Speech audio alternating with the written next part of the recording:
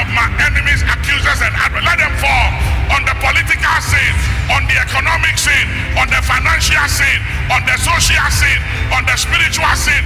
Let them fall. Open your mouth, declare, say something.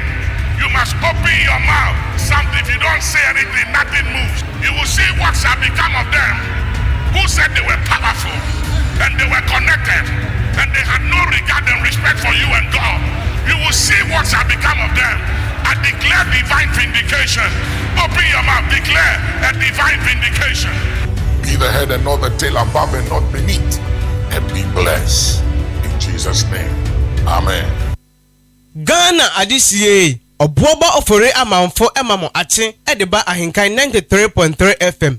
Ghana adisiye obuoba ofore amanfo emamo ache edeba ahenkan 93.3 FM. Baba Yankopon Islam papa Yankopon Islam di ahenkan mpo nipo no na dwen ho so de adwuma we bahari pakon gitum Yankopon Islam se nipa na Baba no pe waka yen sema man papa Obo Yankopon kan ho na de kan ho na yi a kire wo Oboba manage ma ho fama se enemetimi nya because my trust every time we a product. To be frank, you are a product that we have to be proud of you. Nyami shira obi Masa oye great host party presenter you're unique. Me the account, so you are unique. I think the way you are asking your questions is very excellent and brilliant. I've spoken to about 45 media house ever since the budget is ready to be settled. By the way you are asking questions brilliantly, I don't think most media houses have.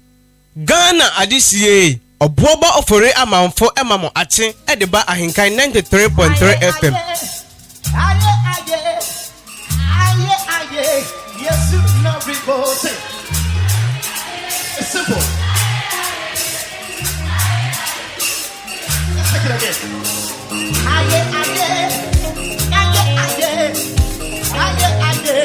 Yes, no, don't know. Sing it. All right, let's do this. Let me see your handkerchief.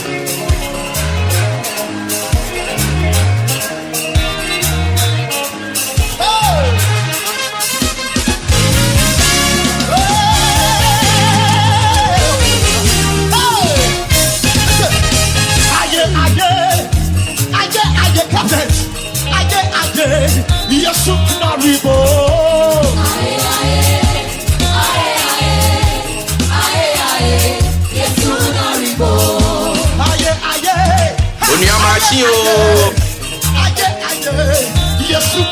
Ghana adisiye obuoba ofore amanfo emamo ache edeba ahenkan 93.3 FM.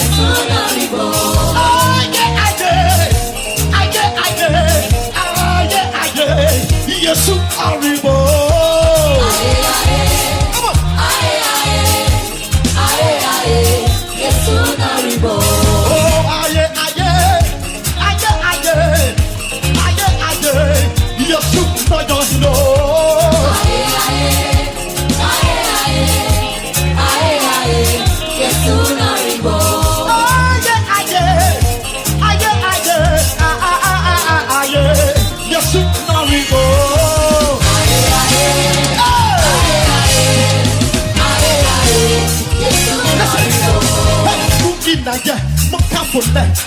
To know that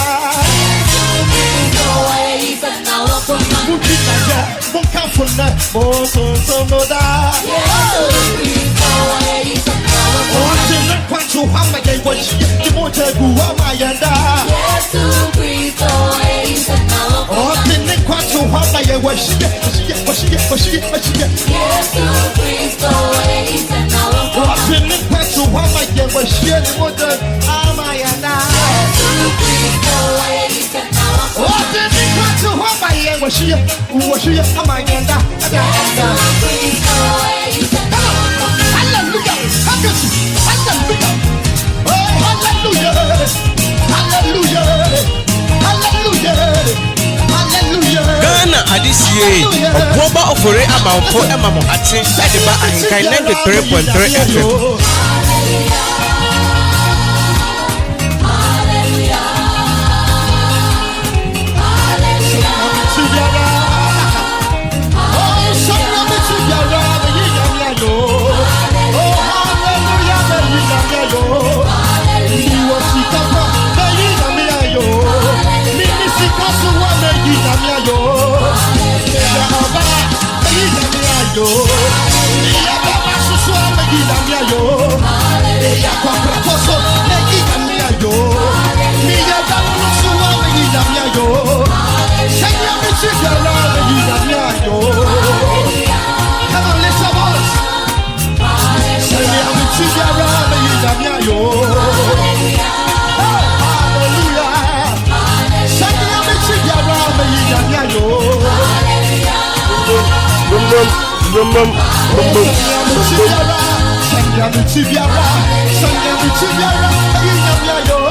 Ghana Adisie, Obuoba Ofore Amanfo Emamo Ache, Ediba Ahenkan 93.3 FM.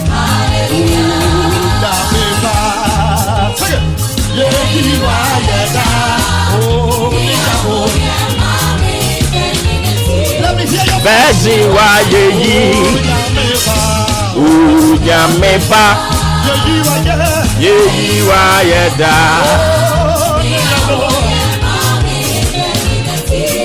Bezi wa yeyi Unyameba Yeyi wa yeda Ni awo ya mami deninenti Unyami bwafe Yeyi wa yo Na na na na na na na na na na na Unyami bwafe Ni awo ya mami deninenti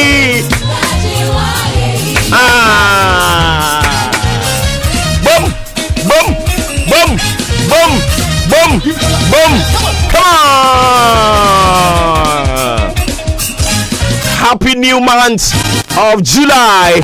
It is the beginning of the month, the 7th month of the year.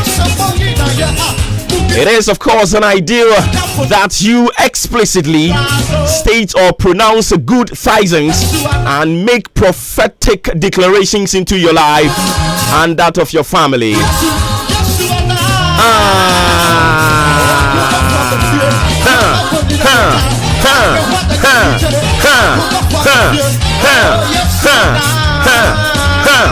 Boom, boom, boom, boom, boom, boom, boom, boom.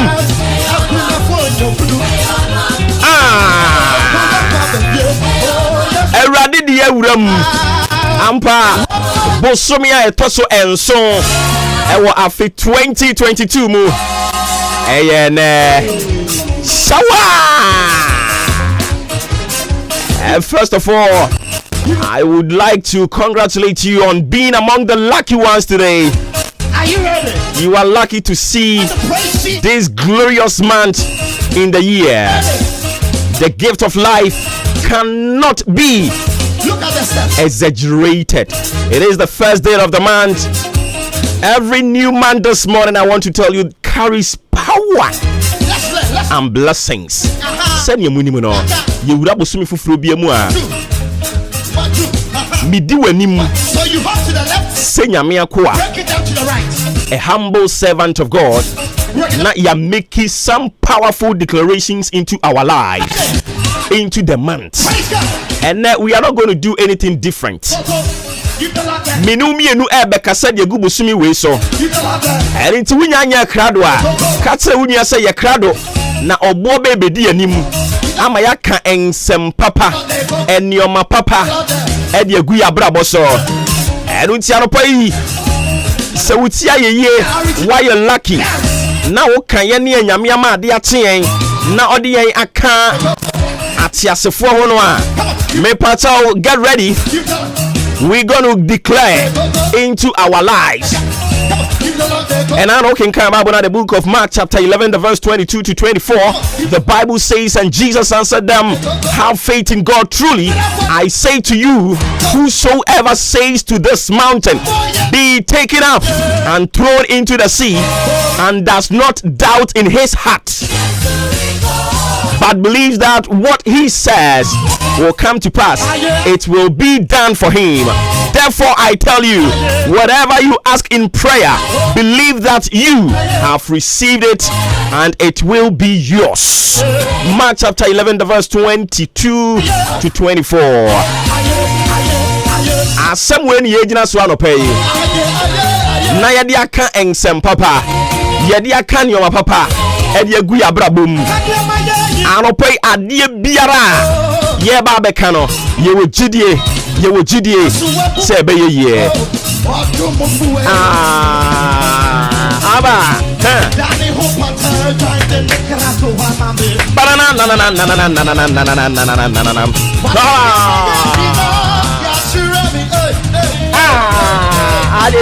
Ade. Ghana Adisie Oboba Ofore Amanfo Emamo Ache Ediba Ahenkan 93.3 FM.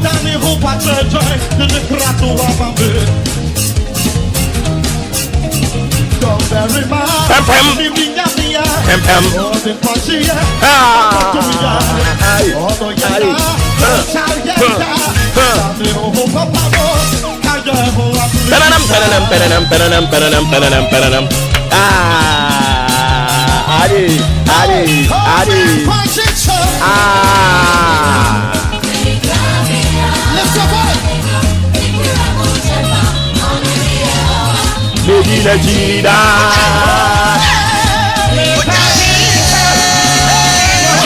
Mehintabia Neno Mekira Mutefa Onuni Yehovah Medina Jida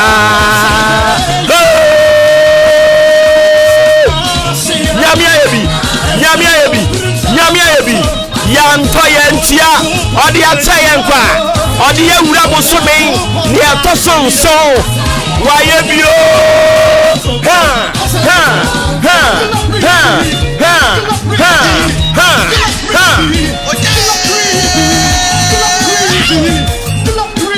Ade Hallelujah.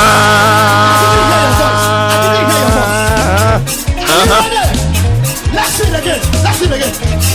Glory be, praises be, honor be, glory be to God in the highest. Everybody shout hallelujah. I got you.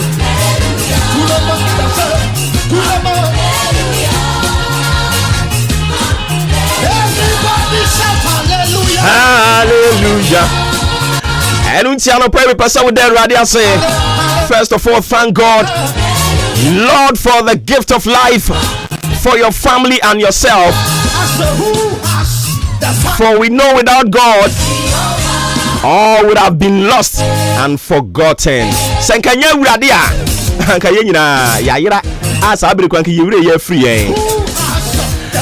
Thank you, God, for not allowing the devil to have his way upon our lives. We bless your holy name because you know that with you on our side, we have the assurance of better lives. Thank you, Lord, for the opportunity and grace to see this beautiful month. Many started this year, but today, as I speak, they are nowhere to be found. We are not using this as a medium to mock them. Yenyina sa kwanya we so mfa nsere wo mo. Yenyina sa kwanya we so mfa ntwetwe wo mo nkase. Omo de omo ya aboneyefo da bi. Eya dum and awrado de adum ye. But rather as an opportunity to express our heart of gratitude for the privilege given to us this morning. And I don't pray ready. We come before your throne, humbly bowed to plead for mercy for all our transgressions. We plead for forgiveness of all our sins, and we also seek for your mercy upon us. It is the first day of the month. We decree and we declare that this day shall mark a new beginning for us and our family. This day shall mark a new beginning, a new beginning of progress, a new beginning of deliverance, a new beginning of righteousness, a new beginning of prosperity. We declare and decree that this day shall bring about great change and launch a breakthrough power for us and our family for the rest of this month. We decree and declare this day shall mark the launch into the realm of more spiritual growth. in our lives. In the name of Jesus. In the name of Jesus. In the name of Jesus. The month of July, you listen to us. For we understand you are spirit, therefore you can hear us. Oh, aso, oh, any, oh, home, and into the year can pay. Ute. July, I am Ramuene, and when Yesu Christo Dimo, and Yankwa, Yani Yabusia, Yani Asifo, and Radebaya Cassia. We decree and declare that this day, as we begin the month of July, it shall mark the beginning of more opportunities, financial breakthroughs, uncommon favor, great grace, and amazing blessings for us and our family. In the name of Jesus. In the name of Jesus. Me pacho medikai edi nyankopon samata to the amount Mark chapter 11 the verse 22 to 24. Oto se yebenya gidie eniema ye kan nyina se yebenya gidie a ebeya adwuma wo de aborofo na me kan se won te kura fo anofofa ho fo anofofa aborofo ne ho me kan no aka di bachi Ewurade be yen senkyerene wo wabrabom bosumi July Ewurade ani monyam be kase ama wo owuo bi a yasese e wo July mu se mra wo so ye tujatum yare biara obonefo asese se bosumi wei emeka won to fam ene we Yesu dirimo ye tujatum I declare and I decree in the name of Jesus. I declare and I decree in the name of Jesus. Yatujatum enya juma bosumi July unyaka kwenshia bosumi July Ewurade ani monyamba ye kase bosumi July. It's a mark the beginning of a great revolutionary change for the better in all your ramifications. In the name of Jesus. In the name of Jesus.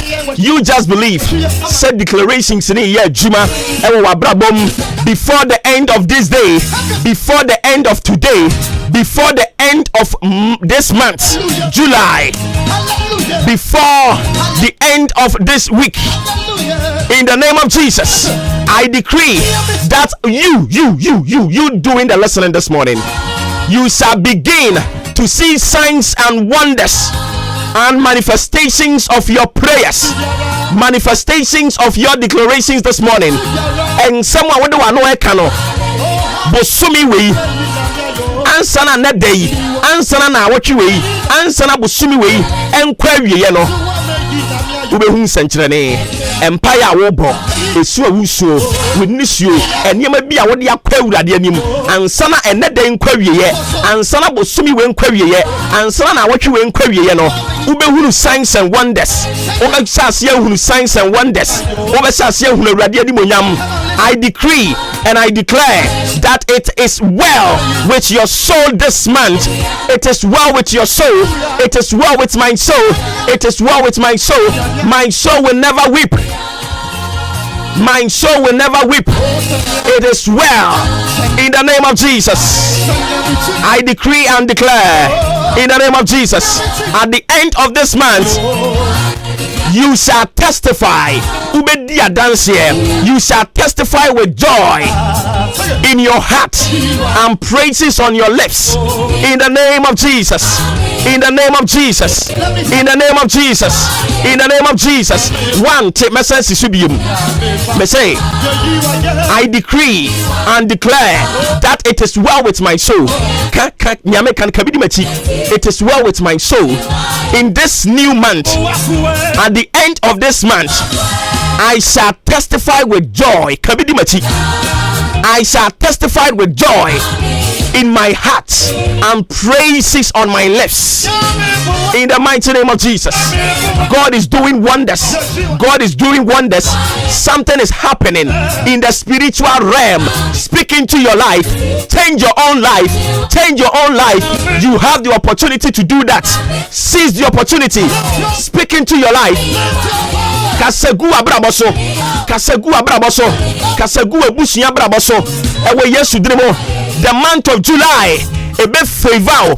This month will favor you. This month will favor you. In the name of Jesus, I decree and declare, you shall be called blessed. In the mighty name of Jesus. Owuo be pareo. Akwansia be pareo. Ewo Yesu drimo. Dia ye kan nyina da. Okay, kind the book of Mark chapter 11 the verse 22 to 24. Ose se wo benya gidie. Na ne ye kan nyina wagye di se awurade atie no obeya ensenkyerene beya wo dia adansedie beya wo dia ewo Yesu drimo. Ewo Yesu drimo.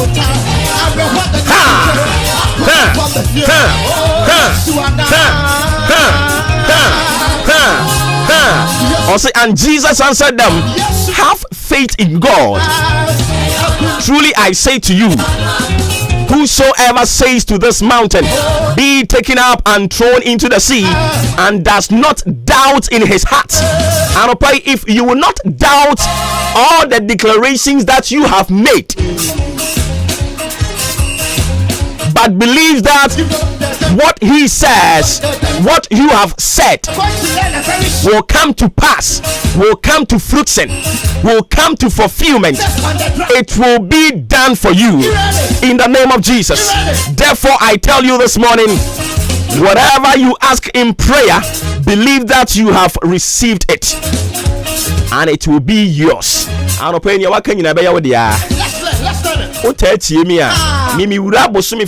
don't joke with it. I am a spiritual man. I believe spiritualities. Hear me. Me say me a spiritual man. Me sunsumu nipa. Na me ji sunsumu nioma edi. Eni ti say me wura bosomi fufuro mu na wudi agora asem ato. Hwe ebetumi anke na ye fasting. Me say ebetumi anke na efiri anopa yi akopem say nondum yenu ebebo no. Me patofo uyefunu 200 bompa ye declare into the month of July. Awurade asan dia se bosomi fufuro asia. This is the second half of the year 2022. Madam, if you joke, say we joke, say we di agoro, and sana fi we nkwa wiye no obronsam do be tampiko. Because near me can't tell am what and say, in as much as say enema papa blessings, e wo bosumi we mu, enema papa ewa the second half of this year ni mu no sa pepepe na niam aboni wo mu bosumi we nipa bi be firim bosumi we nipa bi be yare bosumi we nipa bi be nya akwanhia bosumi we nipa bi be nya amane but sa wo ba sori agina wo nan so a me say enhyira na niam papa ewa bosumi we mu no eno na wo nsa beka medical ka che say bosumi bi e be present ne ho no it comes with its own dynamics. But say opposition wo ho a very vantage point strategically. Listen to me. Eni ma papa e wo mu no na wo nsa beka. Eni mguasie wo mbe paro. E wo sa won kasa opposition wo hu yie. Anopa mi si position wo hu yie. Ensem a menu mienu aka na anopa yi. Nya gidie se be ya adwuma. Yan ya hane de bre na ya adwuma nti ebia ne mantimi anka dodo no a.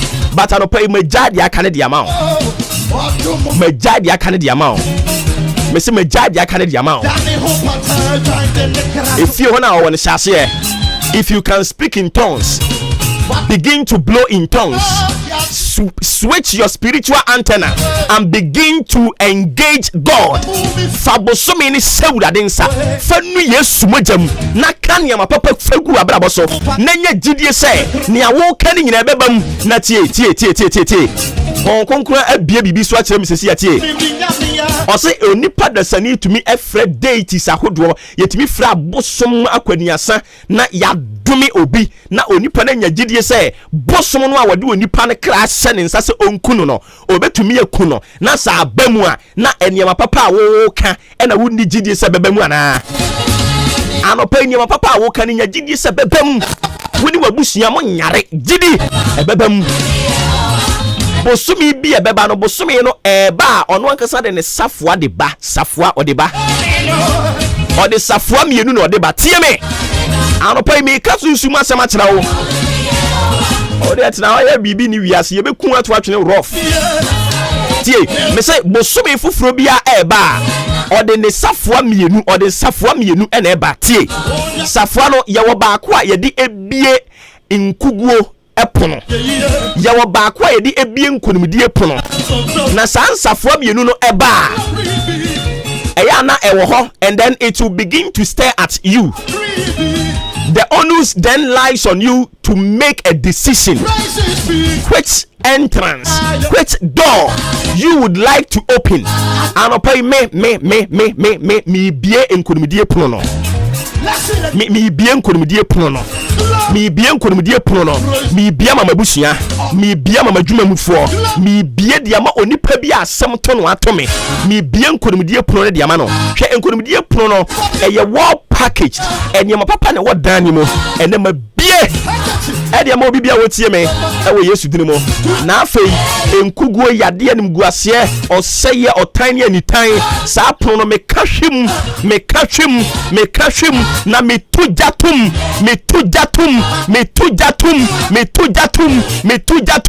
wɔ Yesu din mu. Yare pono no metu jatum ɛwɔ Yesu din mu. Me wajidie sɛ nyama kan awurade atie na wayɛ ama me wabie wɔ soro na watie me. Awurade atie me. Mebato, today is the 1st of July 2022. I don't joke with it. Mepacho bra so e Martin ya de bra mo free sabre kopim say no do bebo for God and country. Back on your radio in a grand style. But this time a spiritual. Catch you just say a spiritual.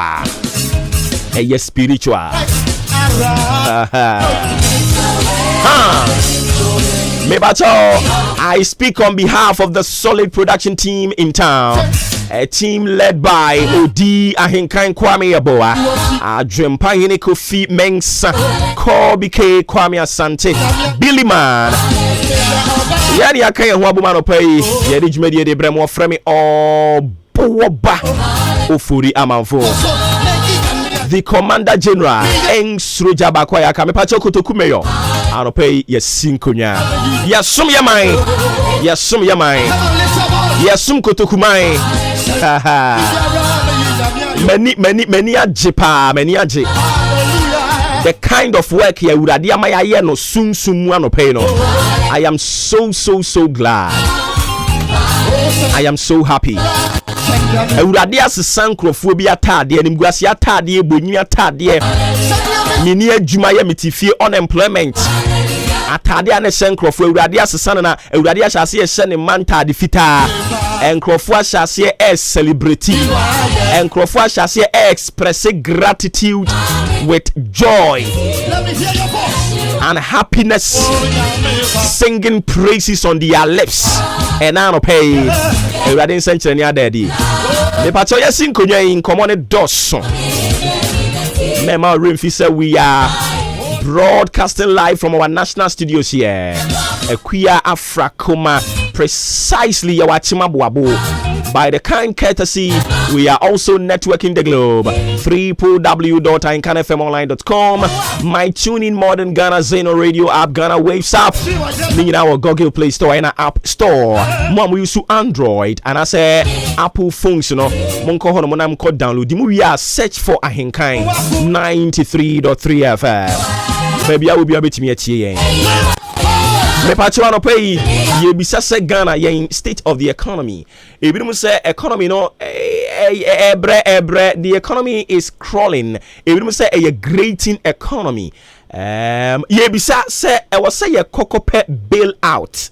And I say once ye cocope bail out. I know that so now pay banks and SDIs. I bet to just say 61 million Ghana cedis were lost into fraudulent acts. 2021 Bank of Ghana report on the buy and internet. We will talk economy, we will talk finance. I didn't hear what you said, mommy. What do we say on the 15th of this month? Busumi we ya we need to so edunum. Ye beto to enyina monkania ensuo ebuom. And on your friend utilities. Omo say ombe announce new prices no. I don't pay any penny for the bonkomo. PURC. Omo no me say we ababeto abonten. Coalition for e-levy funds. We mu yeku o maka omo ho abomu a. Almost 11 no ye no e was mpanimfo for ye accountable. I was so mutumi kire de omdi sika ye and then yema hodo e ka ho. And pray is on our table. We will dwell heavily on it. What do we say Ndra Eastern region? Enya Eastern region kwampo. Ghana nyina. Ghana Journalists Association. New executives na ya to aba ama wo no. Ya swear wo nyina into office. And pray we will talk about it. It goes like this. Look at the steps. And then so na oko banks ahodo na omo kire say omo ede Ghana card enko na eba be di dwuma. And it is a wuni Ghana card ene oko bank wa so be hye. Enti ye be ko banks na yakọ ha feeling no say na city e. So you march to the left side and you break it down to the right. Break it down. Are you ready? Are you ready? Are you ready to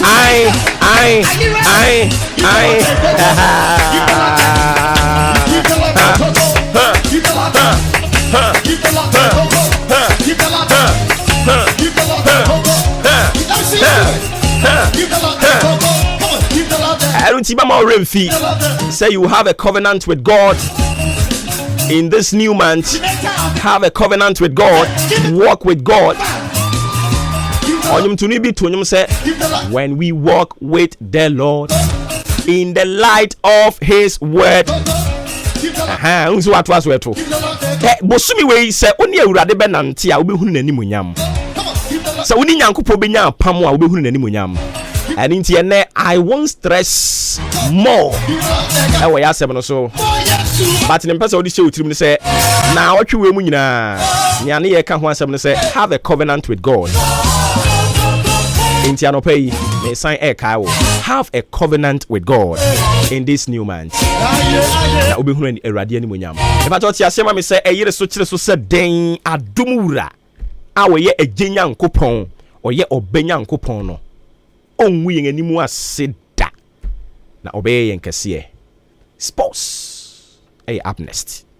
This is the moment we waiting for. Ladies and gentlemen, it's sports time.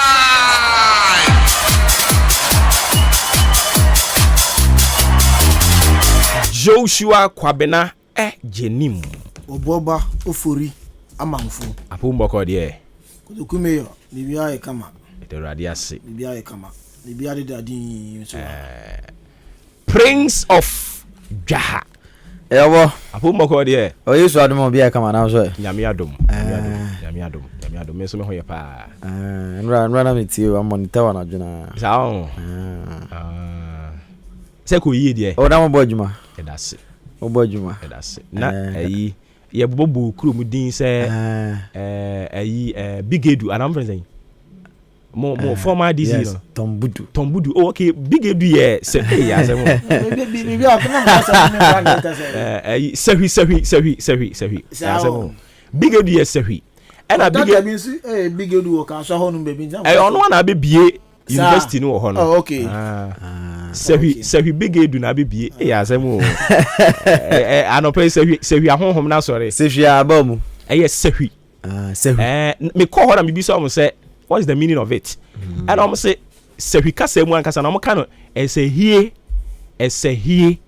and aja yen asantefo ne ayifo ne ntimi nkan esehie no and you say sehi Tombudu yes osisi school adan bebre wo mo ho ne do bi bebre na you kro mo say osi nice one pa but unim say baby a NDC entimi nwini mo no ho mo mu na omo ye empuntu ba o na person say we ni o sa baby o ni o say that na ko fu say ka hanu say omunim say ha mu wini a say ko mi odwuma ha. And like truth to be told oba to say achim dan ha na wuwura mu o ko hwehwe niam ahudu bi o mo ye ya wo be kom na NDC abreso a dey internet sa no that's na Ghana for you no sa ma che uko voter register sa o anka anu so NDC for the anka MBB abreso gomzo be hwewa so msa de no mo sa kan wie wo ye de krampo a papa bi o kana say mo say hanu de say o de aponche kra bi no na be trama no asemo hanu de ade o hia ni say why MPP no no say go primaries ni ade nya to one primaries ni dia ya sha say from honorable I say bantama no oh okay mini wa na ba kwase mo but me sure say NDC dia kunya amadida time then long time ago in Bethlehem yes time am tie no NPP for boycotted parliament I think 1990 oh and I said 92 another 96 boycotted parliament oh yes no munya opportunity and this new opportunity yeah but if you buy now again we did yes omuji tum sa fe dey ombeko contest ni bi omunya nya bi ni dabi anya no anka munya sure say ba mo ba aha say ndo mbo adwuma baby obekọ ba bi am so ye top am na mo so mo mabo ne to na say ya mabagu w asemo amabo w jo ne go ha adwen but munyi ni say eno kra ka bibia kire yen say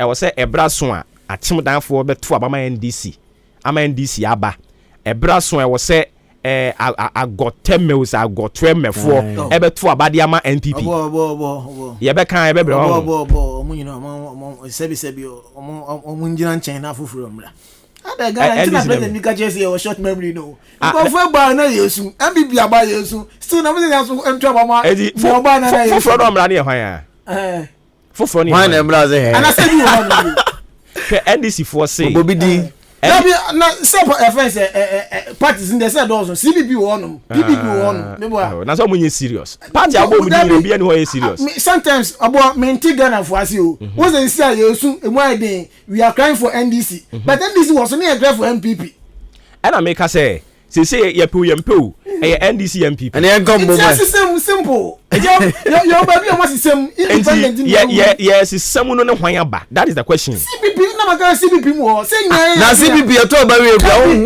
so boy ya green ni omo so that say but o da bi na di pa no kasa won te friends apapa we dey na wanye gumo dey na papa we anye o da bi on no set say gumi so this is it once that no that's why that is why example na me ma say to say gumi yes oba Ghana ha no mo a uyi 3 political parties ya on e to so 3 say to aba no o ya de ba ya to aba no enti CPP no ha mo nyina yenhu say green one was a green enti oba Ghana ha sisi ya ye wo NPP because omo na ti aba mtem di kan bo mu din no ye wo NDC and gum enti gum no ye to aba ni wie na wan tia na and o sha se atwen Ghana fo adwen si so se ne wo ye no a enka ye nyina be campaign no akoye nyam ye duma kansa dabi still anonka obewini the heart of the Ghanaians kaso e bozongo league ni wie na say ye sure na ebia go ni ye sure na say answer da anyi we ya no we can say after elections no campaign ya say we are na batwe go no dabi o ni America na say ebia say we ka say ya brewe mu ni ya brewe mu ya brewe mu no hwan na ye kofa no omo aka nyina anye serious obi atia ye beto aba na wuhunu wom adwen misa obo ye ni offense country bia o mato abade ama different cause country bia no o kan mo hu bo mu before yes so what you say but say why na what one dey say o ba be fan forms ye koto abana ye ntu fa mo anya so be cause say ono ni onya financially strong so be enra ye ni NDC ni e kasa ye no o se o mo ye kasa ansem ni nyina NDC ni MPP ni nyina ye pe o mo nyina mo ye no o mo so mo nyina ye MPP fo a aban ye di omu hwemmo no mo kasa ansem no dabi ade na say o ma basoda NDC emetina soda omo abada ma betina soda ama ye see ya bere omo ama omo ko we mu so ba ya in fact we NDC na di kan ba na we mu aba na ye see ya bere omo mo ko na NDC san ba bio na ye see ya san ba njo nko na ye see MPP mbra MPP aba ye see ya bere omo so nko o me so mbako ene omu na nko na ye ntroza sanso de enye zawo e wo say binom occupy de wo say yen now ne say e wo say ye hold you am accountable ye pe ye mpe e NPP NDC obi anu ba bia bia so that e bi ni ba bia bia nya ye wa no gumo you be o so to so me say onye serious e pass mark ono to so me say we no we akoti ada onye serious na bi sometimes yeah me say omo aka ni nyina nye serious okay oko Nigeria PDP ne tena so for 16 years omo ko abato bia no ma wini omo ko bia no ma wini enti no nim omo tete political parties bebre se ne wa ha ye CPP ye wan e no mu nyina tena se papa ba ko e sorry no se no ada ne ya tete party ne nketenkete mo ma ye nyina nkan ye hummom na enye one big enye one big party e no mu nyina kan mo hubom no mo ye no APC no mo di Buhari esi animu enye no mo beji power no enti we mu nyina mo nye serious ya to ba wie wo so ye gum wo ye hwan no akoda ye beto nka bi ma je se ye sen beto aba na how do you expect Ghana for say you be for serious so mo dey on business omo nyina nka mo hummom no mo nye one big party no mo fa me face we mu na papa kwasi ndimo se ono wai ani wa akotena abruchire se ona nko ya ade kakra but ai se ono so ono de ya NPP ni NDC for no man ni sa kono no ya de pa no ya bananim titi kura ban yo tesu yi obubu nu goso obubu no abo sometimes ya mpenifo no omubu ye san bra yesu obi a owo innovation so bi a otimi se owo ideas a ode beboa youth ode beboa omu se ye potential threat ya yes so na review baby a even uba football mu a sa na tie why you say oh your potential say that thing that you want to play for e bia every president no choose say no bu obey your kojo to say na be ya say e bie about what time na ho be time yes untimi mba embe stand for it sa na yen politics na tie nia omo esua fu om ho no enya sa na omo ye no but e be duru ha no ya fa bubum ai kojo to say before I mean, before. Enti no so so asem no kotoku hwan no be inspect e wa hu. Dabi omunyamba e omuse e na omo eba. And so omusu delay o. Yes, we ase wo hu ne wo me phone su a o this topic na. Omusu delay. Yeah, I'm sure. A Ghana Football Association.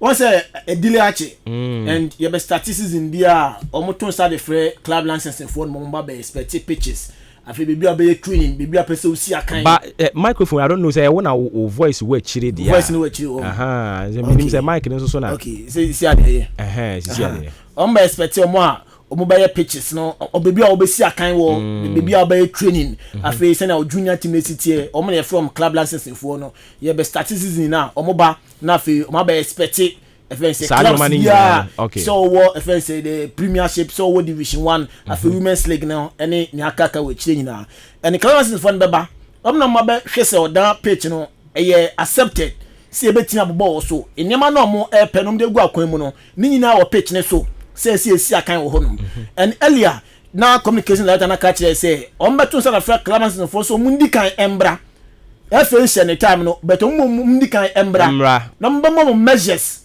no mo bibia no mo nya ne ntem start enya ne ntem before say na FA be share time na and as a class be share time no person de be yen okay be on beba no na omaye nyoma na de eduanim kakra where dey kotoku for no mo call request for pre inspections no omo call for sa we no but oboy na first July aka 10 days na class for no inspection from GFA na ashase any omo ntu mu jakakra say ade bia openi ya obre enti omo ntu mu jakakra Captain Smart ese o she omobo obi anoma abakura nsi ho I don't know enti clearly no you could see say I don't know but so omo ania brio so many mri e bio odwene ho awon ti ase ase de omo yama ye bra ye kwai so attend network so abode rosas kana ready and a lot of tabloids and a lot of websites and so church si kana radio nti wan ekwa kwaji bet up to now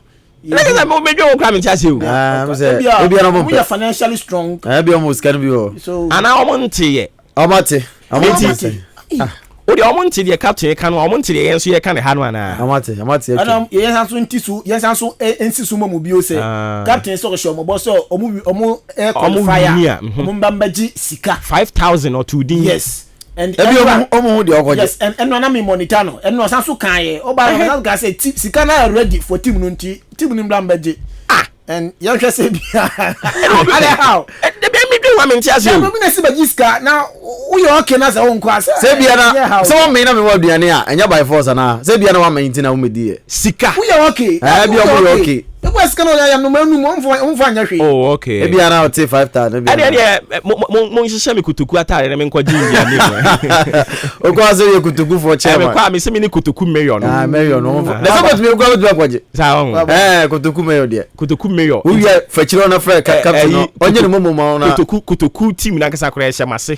Kutuku mayor. It is a udumi ko ho de man famfa onye ne momo. And about the number kind of ega udru ho no mo am say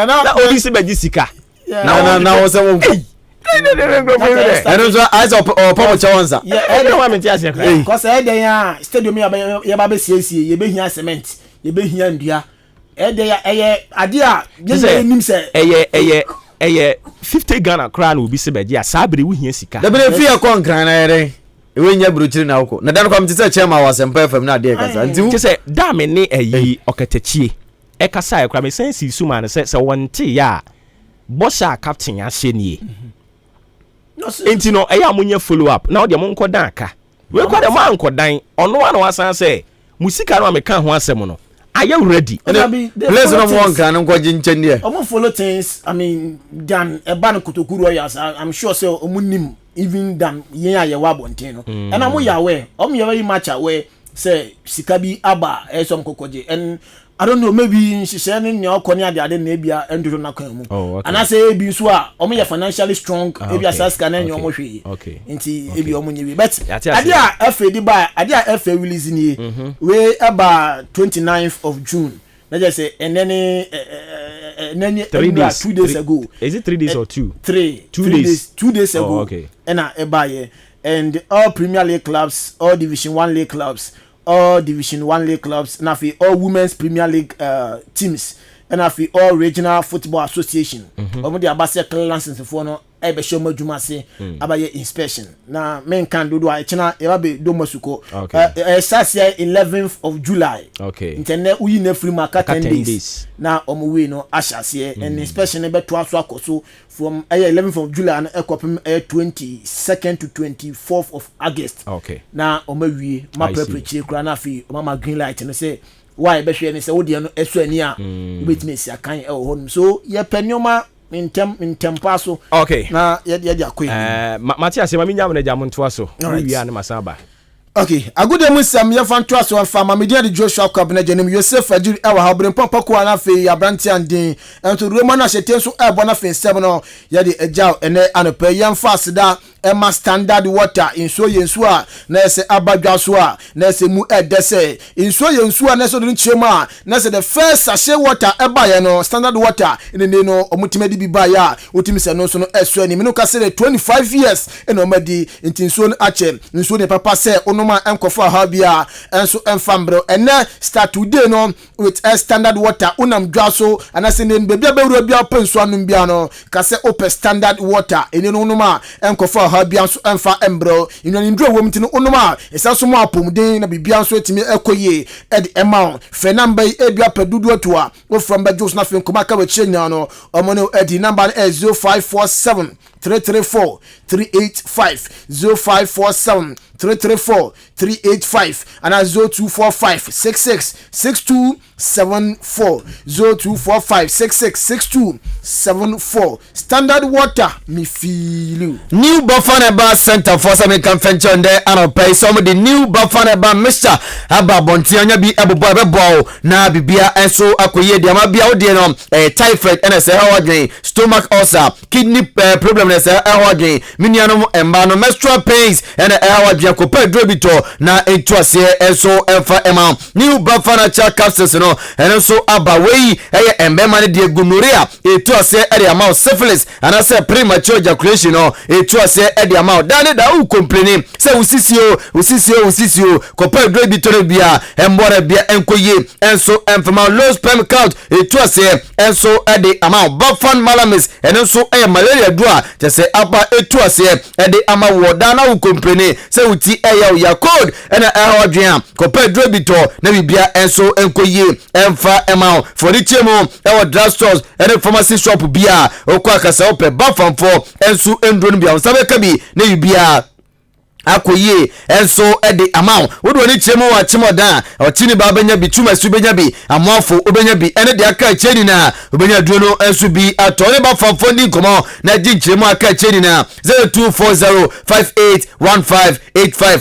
0240581585 and I say 0553511501 and 0208233058 o friend new Bafana Center for one ba jo sunu wadi komo na ebia koye ede amount yensho sam na say amfenfi Manchester United mu na mnoka say de muso ma Johnny race no ayas player ni din ede Alexandro Martinez no omo ehia no na sikeda branch no so no 43 million pounds na Arsenal for me di Canada na so no 2 bid akwa ede ayas for Arrogate mnoka say the United so twomoti say sa ene 43 million pounds player ya din ede Alexandro Martinez no omo ehia no yenda ni ko PSG bobo kormundi kuma kan fama sama formo eba ene anopense Paris Saint-Germain na wuremo ewo FC Porto akokoro Brantia ya fer vetin ya nne kodi nkomo MSA kwarai wa jetuma contract no den sasase enema Paris Saint-Germain bobo kono 5 years deal ene se onomo akwa sesika botina PSG nkotu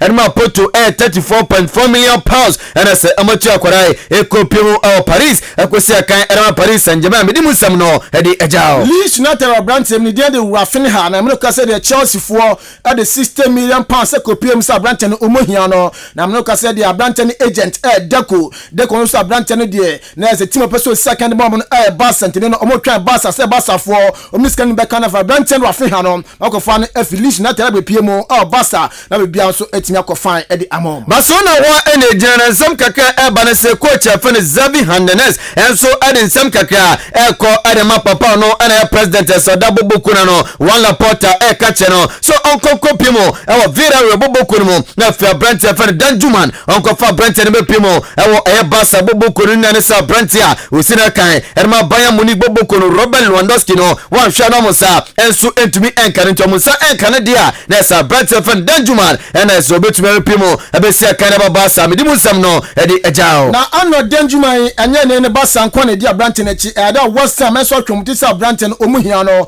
na we na West Ham for coach and then David Moyes enso the same that to just say no dia boboku andem ade West Ham nurse Bilal Brantia ne ano Danjuman no omude na chi na fon ko fa Brantia andem ade Jesse Lingard emba cause Brantia Lingard no be piemu boboku andem ade West Ham no born there obo paye nto no there obenya na nkomunde Danjuman chidi na fam ko fa Brantia ne Jesse Lingard be piemu bia so ntime nkoye efa West Ham boboku no yewremu Tottenham ni kuma ka emfama onu se Tottenham for ne Everton gusu edi kuma tesa Brantia fan Richarlison no omo ne edi kuma na nano Pedro Porter eba ene sa Brantia no wa Chelsea Iron Medicals enso ewo Brazil tesa Brantia no okono hom gym kwagina hom kakra na se deba ene so se Medicals no ogusu oye na otwa wieye Brantia no eba be pimo ewo London na for 60 million pounds dollar omo ne Tottenham for enso wieye na Brantia no akopie kosi akan ene ma Tottenham ni musam no edi ejao afa juwe for se Chelsea for mo so pe defenders na ne no omo ne Nathan Iko si akan ene ma Man City no edi nkomo na juwe for so mo Brantia ne de Matthieu Delight na ne no Brantia no ne se Chelsea for so mo here defender Brantia de born onimbo nti se beka koye dia mo fa Timovana Embra na fo munja Brantia de Matthieu Delight mo fa ma no bibia enso entime nko informa Juve na fe Chelsea boboku no yene sene abafiera Barca so ya nsema formo ade baresa pa fan Xavi ade nsem dia tudwa si place ahodo mbomudi se si atintonta wo yam biem te obia ento na manso benya team fufro akwa Brantia ya fana eya Oscar Mingueza Brantia no so ohiane biem afa Wikipong won peno ana fe Samuel Titi won peno ane Martin Brofret no wo si place ahodo makomako enan omohwe no omokwache omhyebrem awo team fufro nkokosi akan enso emfomo ne nsem kaka fi Barca eba de mu nsem no ede ejao asidaka sia nkonfama ODI Electronics ene TV na opato mobile phone fridge na opato anase ne blender deep freezer gas cooker carton na opato washing machine dia mepacho ODI Electronics bebre na ababa benya bi no ato na fa bibia nso atimi akoye ede ama yennyoma no ne buo fam se nti uti wonom eye dem amanfo fiachichi ba beto de ko nti ne uti ana se mba meto bia mesra oye ho tunika bra nke fama na fa no mpanifo enso ebedi enkomo o fe na mpanifo ba just na fa nkomo aka we china no omono edi number 0550 900 600 0550 900 600 asem dane say se obana so nkita sika nyina beto kan kra so sika no ba no a na abaju product no ko fie na bibia enso etimi akoye edi amount T74 say na pay me kan venture say yadro didi so amabodin se bi hawa dwen a wonu maduro anoma enkwa konoko pe T74 ne to ase emfama se kidney no na se hawa dwen dane dawo na si foma be so na se tatai na wafu do na ade bi nyawa bi enkoye emfama e kidney no na se hawa dwen se wo mrebo na se wonya ho enso asem a wonum se mrebo yetumi empam enya ne hwe e yadro na se obobo na face kro na beto ho a eto ase enso de ma T74 and ebebo wakuma emoye ebogbengbengben hawadwen ema se dane da na se pressure hawadwen kopeti T74 na bore bia enkoye emfama eye problem hepatitis and hawadwen and so beto ase e de ama wode no prostate enlargement eto ase enso e de ama and afa HIV COVID-19 fibroid and hawadwen kopeti T74 na bobia bia enkoye emfa ema gonorrhea syphilis and nyanwo pia kachi and se T74 eto ase enso ede ama wodo ni chemu ba bia to dro bia obenya bia to onya duwa kasa wo peti 74 na fe bia enkoye emfa ema woni mperifo ndi nkomo na di chemu akachi e 0246 073498 anase 0501628931 offer T74 for one bajo so na bia koye ede ama yensi form na yambra fe fisam so ento aso de enkopiemu or youth and sports ministry akachi na Mustafa Yusuf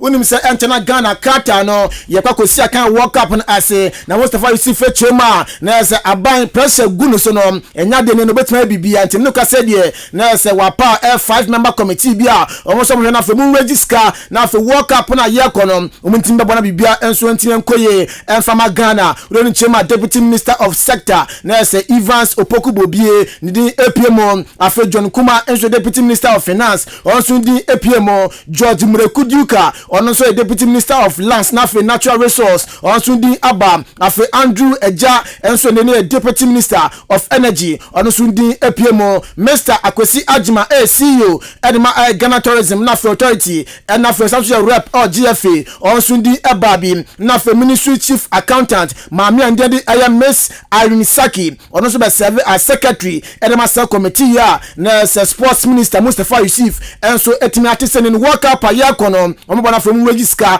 enfama ede Ghana bai ya dani akọ haso folk bobo korumu akwadi nkuma aka de ama de nsema fonmo enso eba ene anopɛ sɛ wan hwa na papa ya fere samwo buodu a ono ene ye coach animal phobia no na semperifo eba beja ne kwan amanako efise se eye board no atena se papa ne de ebimu agye atum sɛ nkonto so ebimu so engine tum sɛ papa fere samwo buodu no wan to so na de papa se semperifo ebo bondin eye former coach animal bobo ko eye Shaka Ofo ene Salzburg ene Wolfenheim coach papa fere eye coach Hugh Stevens no wono ene perifo ani broni enso edi komo sɛ ɔfa phobia edomo akwa Africa na bia enso akoye edema haso foka yade mu nsam no ede agyaw ti samobodu odwuma waye nyina no still na woko bi mu nhyɛ den ho die okay sɛ nya wata makro ni voice no ho enu akasa yo se papa no na so hwe technical team of Akraso foka na se omo faso folk endru ba bia into the entie nsam a Dr. nya wata makro enso to former GFA president osanso board member edema Accra Heart of Folk. No, for this person squad cannot. We definitely have to inject a new blood into the team. To begin with, quite a number of the boys are either aged or lazy. I have a problem also with the technical direction of the club. Because the club where you see that most of the players appear to be indisciplined, then you have to be careful. I've said this before. I have my doubts. I strongly have my doubts. You see, Asofog is a big club, and they must always be in hands of an experienced, strong coach. If that fails to happen, then we're in trouble. I will just give an example of a strong, energetic coach. That's a late Atukwefiu. You yourself know the number of laurels that we got from the club. I believe strongly the present that definitely cannot carry us far. Inti technical team no omuntimi ankai House of Folk for we some board member Edma Class of Folk so that to dwa YMPM ga kono se ball league ni we no na se pray for top 4 bi say top 6 ni nyanse Class of Folk na se top 4 no omuntimi anwuremo we na Gaka vice chairman ni din are John Ansa on so ka sisi am prepare there e da top 4 and amu adwon dem clubs na kasa tenase no mu se sa top 4 tournament no e be serve as preparation da ma clubs na ntomo top 6 a omu de omu concern afri aka nyina no omodi ayedwe ntesema John Ansa editudwa Edube yeah the leadership me convinced about some project the same leadership and between supporting leadership also akasa where I say yen me any authoritative answer to the issue about your bosses and as no you perceive now very convincing understanding of the 4 clubs so omoti two muse menia ye boa yanga say we no na ebeboa ma going to Africa debate me as debate something much better than we always do Gaka in the welfare body we sure say we will still consider the discussion and expand the discussion much better but baby I'm always see idea we are dealing with top 4 baby I'm just see idea we are dealing with top 4 we are some John Ansa Gaka vice chairman and so Eddie Atuja yanko kodi komo our Lagos cities bobo korimo enfama enne anope kopiemo Lagos cities a branch fana Hans Coffee esi akan Edma Lagos cities bobo kono na season na kwawiye ena se tweba branch ni no edi komo ebusan se season ni kura san ene ohu no ekwetie ensama Hans Coffee ede tu yanim Omeka say good. I say last season we ba second round, but this season so my son started with Lagos City because of one or two reasons. BT we ba me started 16th week and I started because coach for no ba ni problem can get in Tiama Benjamin no man started. I don't know the ba because we almost started pre-season. Yeah, we problems. We enjoy car BT na say yamba ntine wo fi. You chance me try, we enjoy me chance ma ko pre-season obi am for me. Anya me nko ni ntwa me. The whole team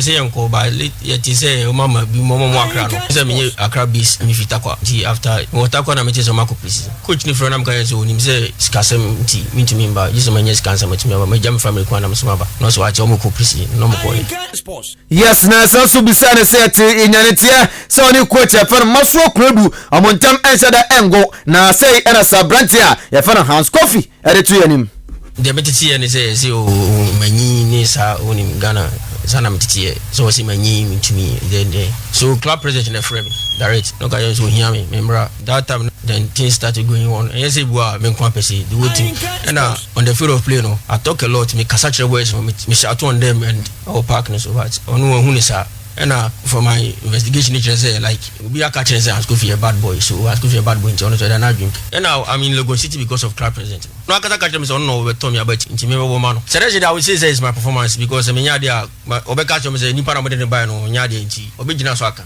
but because I'm doing well it yes now over we are crying for the two Jasu Kopemo our Lagos cities are or no person need their 6 months near you try the kind of place I would only be no so still in beautiful be Ediomoka na a candidate be na akam yenkotie and some branch no at the two him.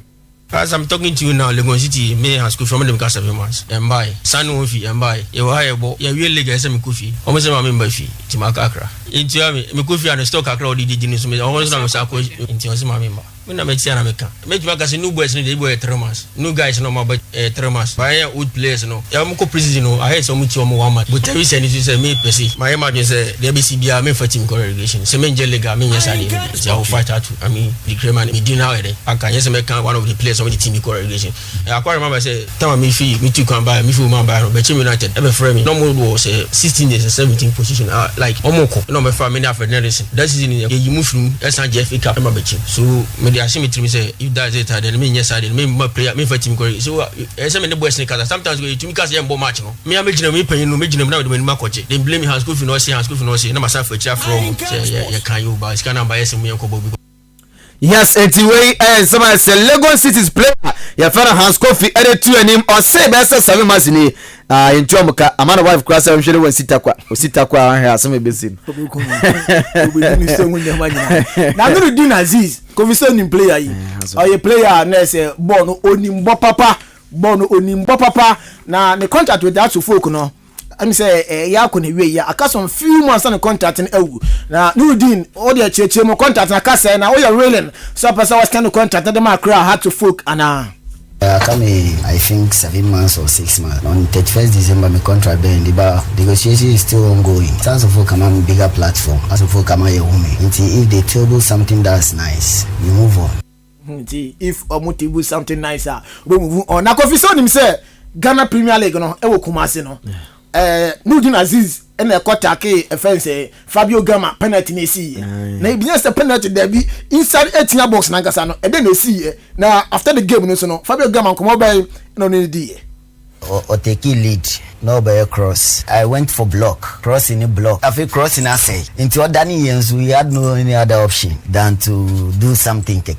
Yeah, we still. I know I catch him say, yeah, stubborn midfielder, so I use trick. I know I catch him. Every year, you know, yeah, cheer. One of us say, on defensive midfielder, yeah, skillful and also tough. Because Martin so she match now. On Gaman me training on a ball so. When he saw a dangerous player, and I make sure say I close in very early. Until so she a ball no or take lead or baby cross. Until I went in for block. And now or cut it ball no beach. Or Jano tough him. And a referee we still. Until so she a mini referee hamper. Maybe some say how. Say me so no you can play the video again. Me suffer the training, but me sound so no. And I mean ball baby and I say law I can say we suffer will be training so far. Because it me must strike a pass cross. Now a peg defender and you foul. And this amuka say contact a fine contact or but contact in the same.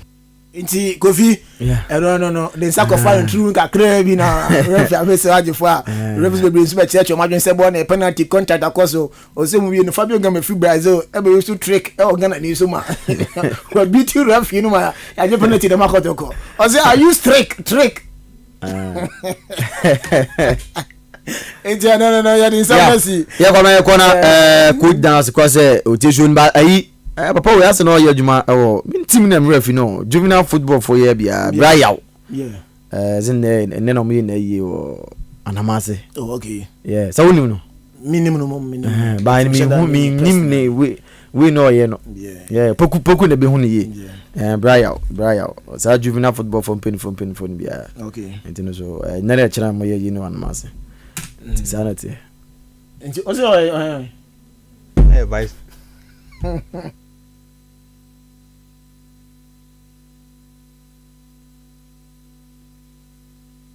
To us media the Joshua cabinet general Joseph Ajutin and cabinet Papa Kuare and now Raymond and so the correction on and so a team a buy and yes also captain in the morning over for the amount for the match show no part 2 no or the Tuaso.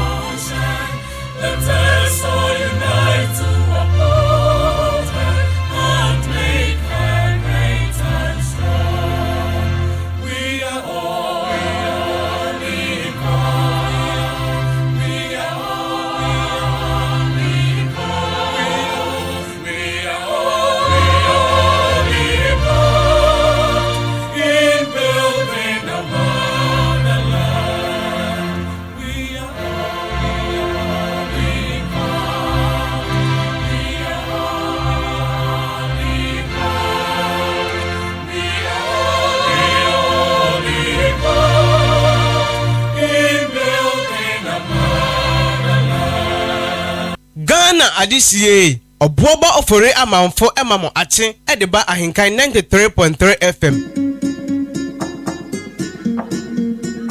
Radio Papa. Abuzeke. Thank you. Ghana Adisie. Oboba ofore amanfo emamo ate. Ediba Ahenkan 93.3 FM. When you're looking at me, please don't stop. I'm the one that you need ASAP. I'ma give you all you need, full stop. All you haters are making rap. Say I mean, don't get shy. Number one, I give you full pressure. Every me, I make them kill your shine. Everybody wanna be on my side. Hey, so please leave my side, man. Phone don't stop ringing, now my friends are banging, money calling my phone like I'm banking, king. No be joke, I mean never making everything possibly. Got my swag on, thinking. It's a good day, all night, all day chilling, don't try me start 10. It's a Friday night, alright. When we drop in this party, people got your eyes on me, stepping on the yard, you for me. Everybody's watching movie, looking fresh and cutie. People got your eyes on me. Stepping on the yard, you for me. It's a Friday night, hooray. When we drop in this party, people got your eyes on me. Stepping on the yard, you for me. Everybody's watching movie, looking fresh and cutie. People got your eyes on me. Stepping on the yard, you for me. Yeah. So my swag don't need no person, I don't need no questions, I don't need no rough, so please move. I'm looking fresh, got my stacks on deck. I'm a fashionista, got my Casablanca t-shirt. Phone don't stop ringing, now my friends are banging, money calling my phone like I'm banking, thinking. No be joke, I mean never. Ghana Adisie, Oboba ofore amanfo emamo ate. Ediba Ahenkan 93.3 FM. Don't try me start 10. It's a Friday night, alright. When we drop in this party, people got your eyes on. Okay, ma main Samu Akwaba. Emfa Emra, your most authoritative social, political, and current affairs talk show, marching live on Ahenkan 93.3 FM. The GD say Friday no echo ye waho. Ya GD echo ye. I don't know, but my receive personal messages. Personal messages. They are all speaking positivity into my life. Nyami shira mo a mo wa me number mo send me personal messages. Bless me. Nyami shira mo ai. I appreciate it wholeheartedly. God bless you all. Me ba cho ewie mbobre no ene ani bre ba ye ntimi refie ma me fama o na afi me mfa ochena de enso mfa nka wo ho ene ti sei ena etie anope wo kire se ensuo no epue mantem me ya yahodo bie ebepetepete kakra na afi ensuo no emuna ewe epue mantem ene ti ya no ahye ne so de ma me anope yi ye kwa awia bremu nso a wo kire se saa pepepe ne beye na ye kwa nwumre bremu ene so aye saa pepepe na anope ni awia ne de awia ne beyi ni ti kakra enwumra de yebedum kra ne ntia no ahye ne so de amame na yekọ odasuo mu eno nso o kire se nsuo ne poema ntamu me ayahodo bie no ebepetepete ne ntia no ahye ne so de amame nyankopọ yadoma wo kyena eno so sei na etie se bibia ansakra wiemu a sei na o kyena wiemu obra ne besi akọ wo kire se o kyena nso so ewiemu obra no nsuo no bepetepete ye anopa no na ewiemu nsuo na munemu na obroni frɛ no cloudy ene ntia no ahye ne so yekwa awia bremu ochina no nso ayo nso so no ensuo no bepetepete kakra na yekwa awia bremu no awia no ayi ne ti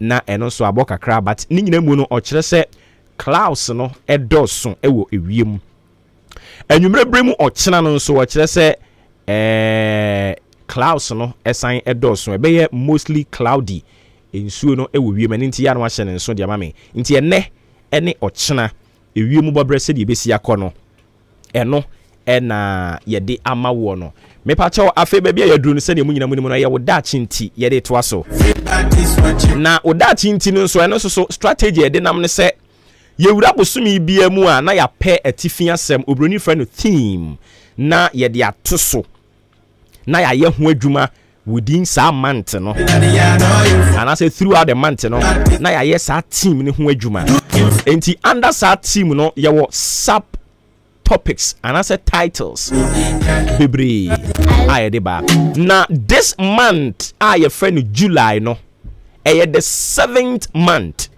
and number 7 so symbolize blessings a symbolize breakthrough, a symbolize a solid foundation. And it's Yamen Niagro. Idea Tosso 7 be a powerful, a very powerful, very powerful. And it's Yan watching and so dear mammy. And he say, call a year Supreme Court to say, yes, set panel of judges and one. Yes, set 7 judges here. Not just a case in an ording. Not case in an ording. And teacher and so for mommy said, the number 7, no, it carries power. So don't joke with it. Wa won't believe spiritualities, you know, who wouldn't tell you when you may be one was so we are juma and never boam with me and yin che. Nyankopon di wiase mu ade nyina de amayen se ye nane dane no enu nti Nyankopon nim se ye nipa yi eduru ba bia ye be yare enu nti na obi enipa bi ani efa enuro ho nti hahama ne ne mane se Nyankopon abie bi mu ani de afa ho a omutumi e kire se o haya wo ya na wo fa wo ya ho beto sanso no wasan abie bi mu adwen mu amomakogye ntete ye from doctors and nurses a omo bua ma pomuden etimi konanim eni ti se wo de wabrabo di agro de to chacha se abrabo ne no ane se wakoda ma ade ache wo de wani hunu ya me pa che obewu ntem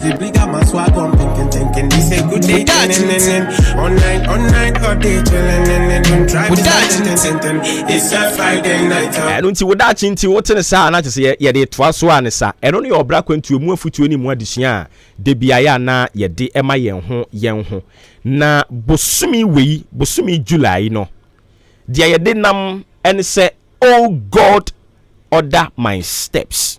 Oh God, order my steps. Ewurade entutu yen anamon ensisi eyi emfama yen. Bosumi July se ye beti ase se yen ankasa yentumi mfa ye pe enye. Yen ankasa ya hoden ntumi enye. Yen ankasa ye nyansa entumi nye.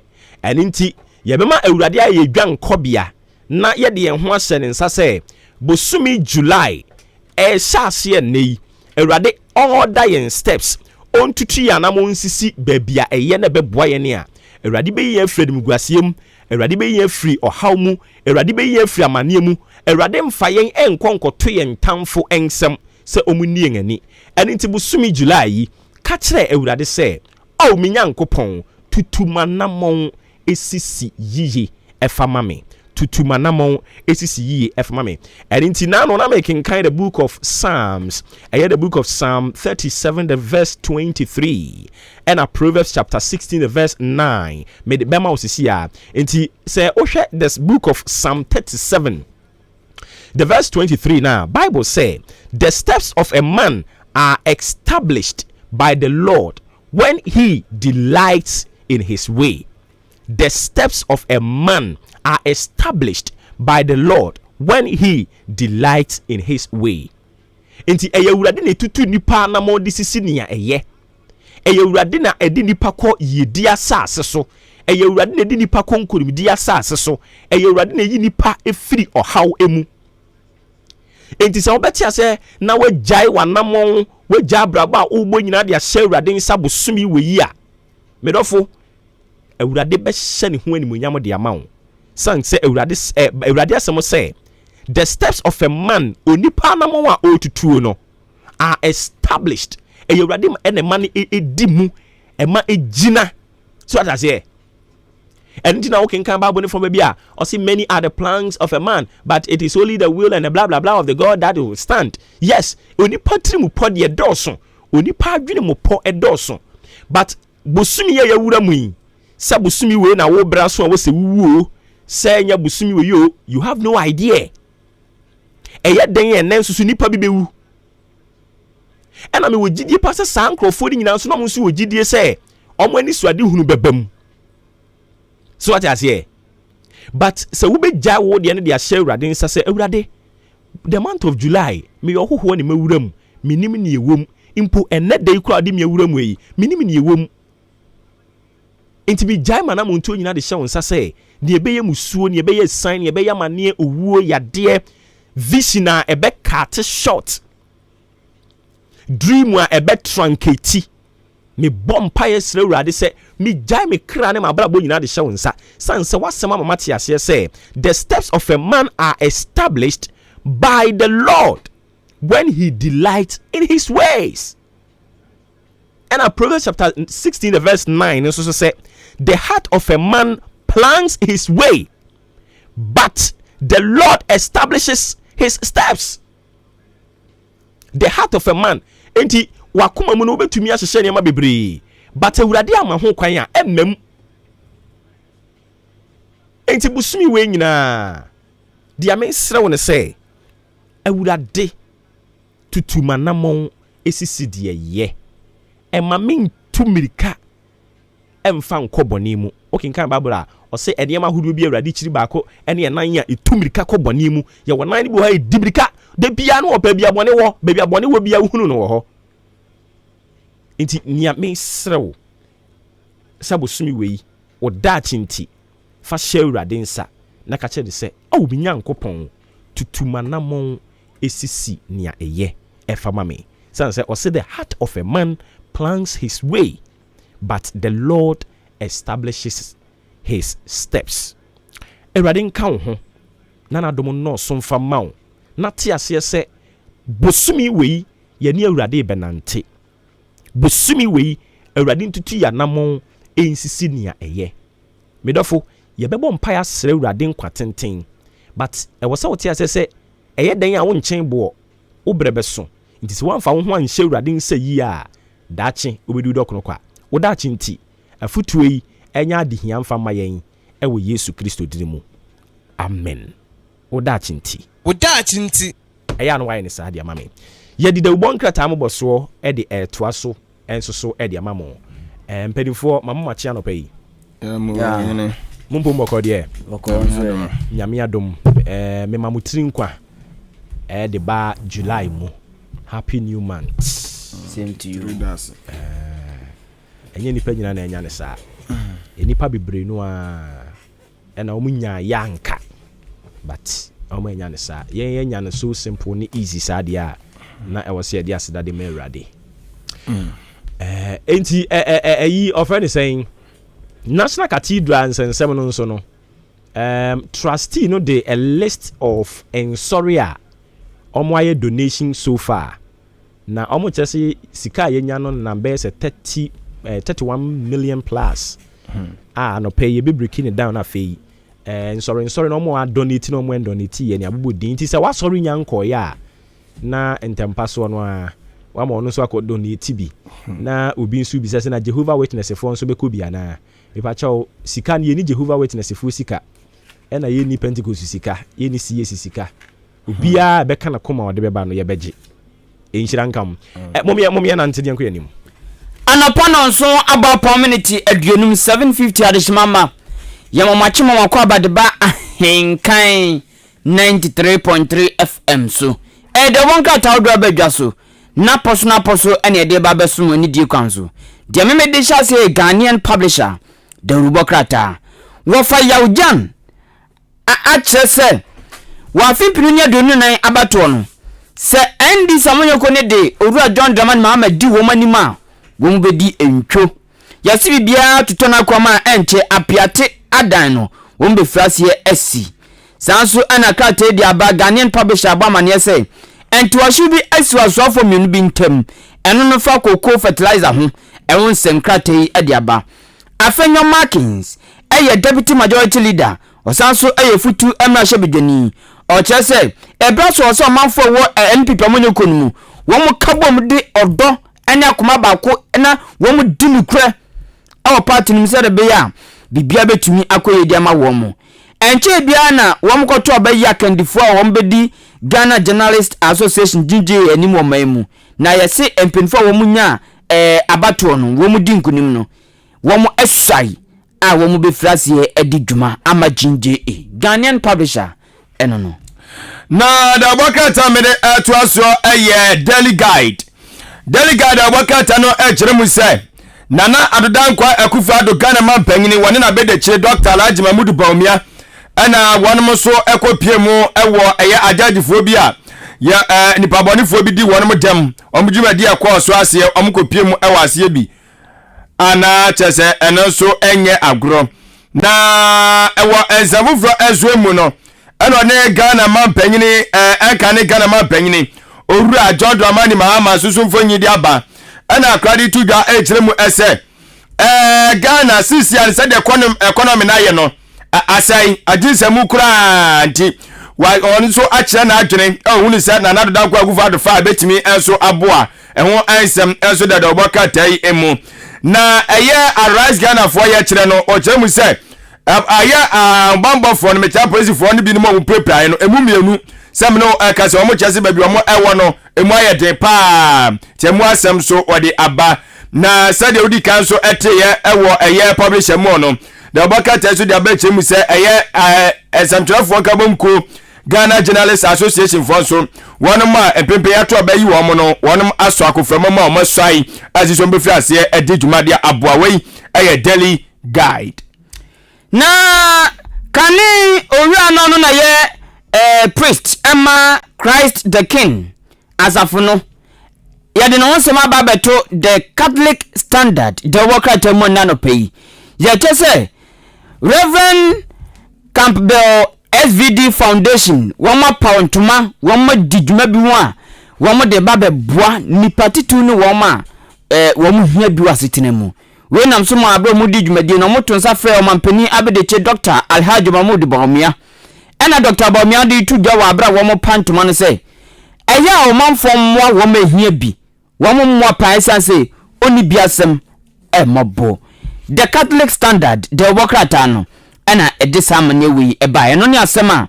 me fefia no sia no pay the Herald the worker no ana mede eto so the Herald the worker no so ba man ye kire mu sai senate for one mo boss na isi ana so ayese na so ayese pa manfo bontre ne se on resign ono enche na o to ase na ayesa bruli over no so wonum kire mu se eyeska kra bia wodo no wonse aka kire wonum se omo nhye na omo ensan kasa eye ehyen bi na timi aboa ma musika sem omo di free bia ya wodo de kwa bia foforo no omo timi enso abo ho eban na yese no so omo guso omo de normal egugu akwa so a enya de ketwa na sika botie bekomo eye America dollars no 20 million eno sem enso so eno no na wade aya ankane sisi ono ya ankane watwam ankane opanya no ena etua aye ensabtafo kabom ekuo metira Ghana Journalists Association ona netua no aye owura aye afford money yasi wono so enra wabra ensabtafo ayapa wono se omohwe no omo ema ensabtafo adwuma no enkwankan no ya pa wono mo anase wono mo so akofemu mo asoi no panyini kopie mu ase ne yeso no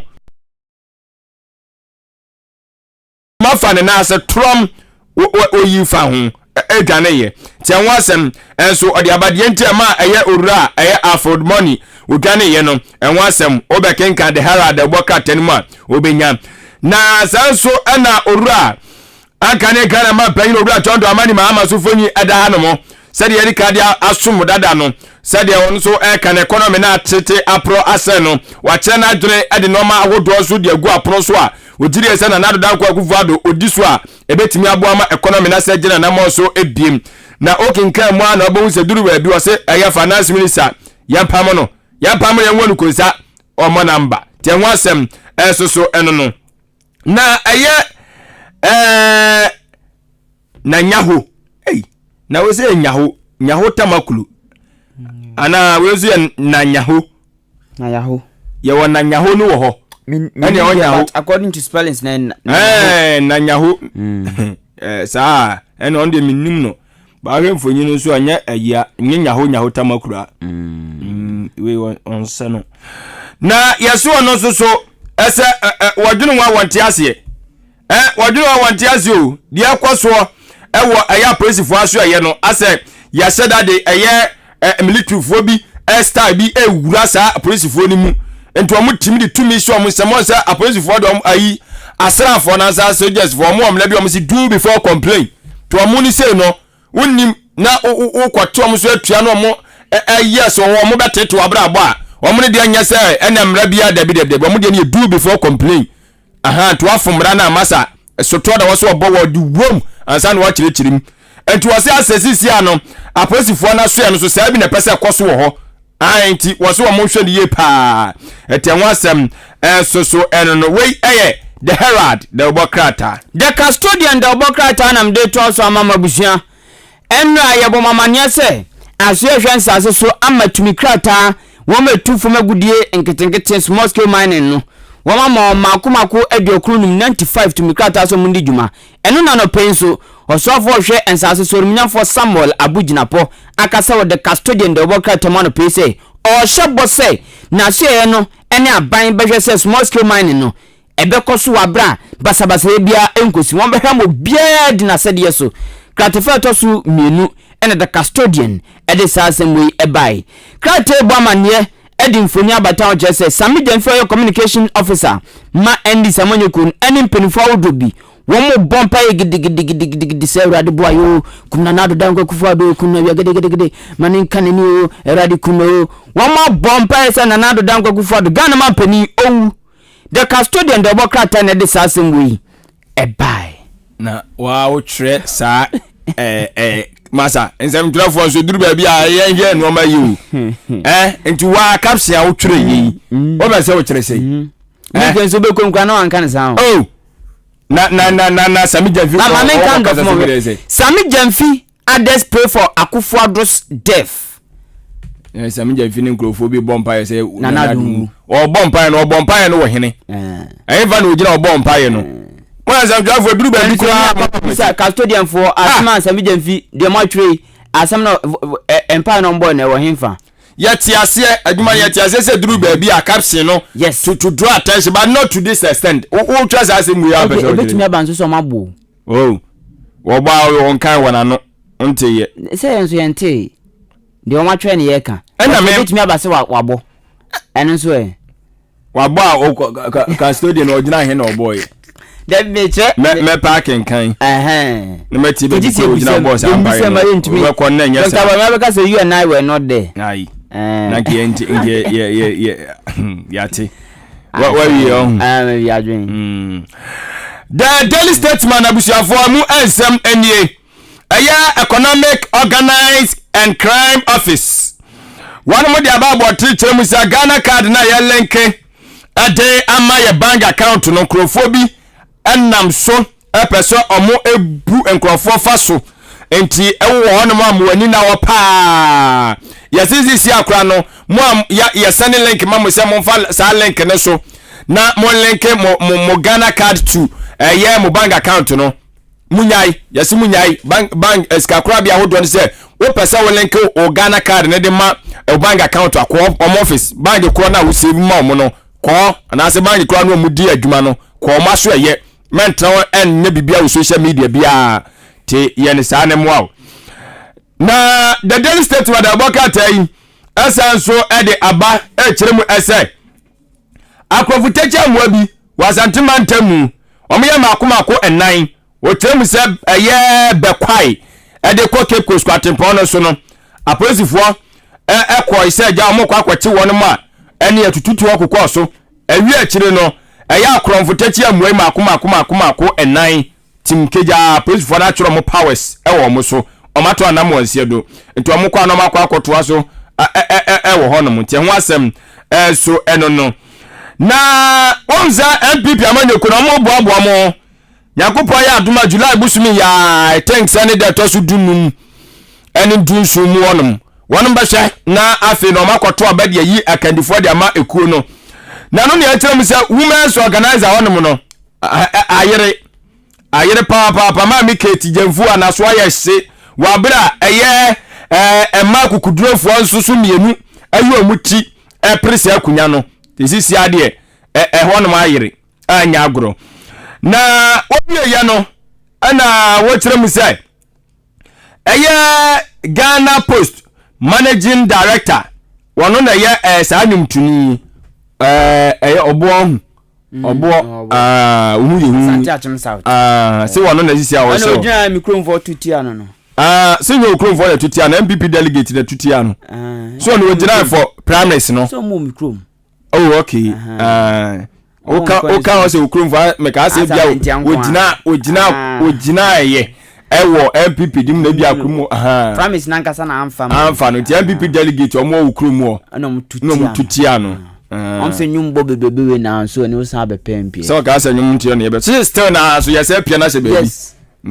Ti ade ne de ka se de obewura mu a obekọ na se no mo asorofo na wo mo wo nkrofo so mo mra wo enti wanya kra na stay ya for so sa de wo kwose baby. Yes se aban sa na o ye na ade abehwiriska aban sa na o ye na ade tu hwe mu a obi te first house pa ye se kewo sanform fesino conform strategy our politics mu enti yaso no so wabo UK postal giant for abaso so omo ne omo aka bom asisi omba be hwa aboa ama noma enso akọ eye enkan we eye the daily statement the bokata ni mu ensem Ghanaian Times the bokata etwamfoni di asembia ba wa ne kese pa fan bana caption ene say yesi ni pampempem edompa epuakwa bonten kwadwom kana omugana card said the beya Bank of Ghana ensure the aba say yen link Ghana card no ema bank account said be a transaction bi obetumi aye no amani padodo na akwa bonten akwaje Ghana card ombetumi eda call link saade no anye sa oye transaction akrachi waso be hye pa Ghanaian Times na ebo sa amanie we dem di totoni yesi post photo akwamkafo makomakonan etuo e be kware for me na ekwantempon no so Ghanaian Times anopay na new weekend crusading guide abokata no bamania echiremu ese ukopie mo new government traditional area ni mo matumi abomoden asi ohine foforo kwa no so ba be hwa aboa ama no matumi akonka so mo de na mahene on new government mahene new government tie no so wonsem eno no na wonsa fraud isu so yasibi isu busu akoko okoso na obi so atronom tuo a wotetre nsemu ewoda oboka time ade atere crusading guide wonom reporter baako tienwasem enso ewoda oboka time na wade ababiam kiremu say judgment debt bi na mkwaso asebo Ghana bosia ne ka yedi nyina ti asase judgment debt bi enso sa na mkwaso anoso eba tienwasem enso so da oboka tai wakuchire ade akum we a new weekend crusading guide. Dem dey trust the insight muscle. You are kwasi part ni krata a ye editor onum no. You see NPP guru. And opinion bi mfoni danum say owura kwabena abankwa yeboa na national treasure ema NPP amonyoku no. O say ma wo mo nko IMF. Nemu wo mo ndintum sikasama anwene se yandintum ne yempe anu yi the insight the obokrata no ene kansa asim wo yi owura bankwa ene kansa awom krata kro ya agba mane se okọ ashaman court ashesa posifo emfa akatua inspector fosu hine na katua emrama wo monhwe eno ne asema insight the obokrata no chese ashaman court ashe posifo se wo famra na wo monhwe ode IGP mfoni abata ho ehun sem edan se dem di totoni MTN for aboman for kokose kita wonsa bosu ne da to so duasa ba ko 31st July etwam pe won be block sema omo link omo Ghana card ne ma ne na so kuta sem na link Ghana card ne ma na 31st July esipe 1st August omu frasi block sasem ne na MTN for na ekasasem wi e wo the insight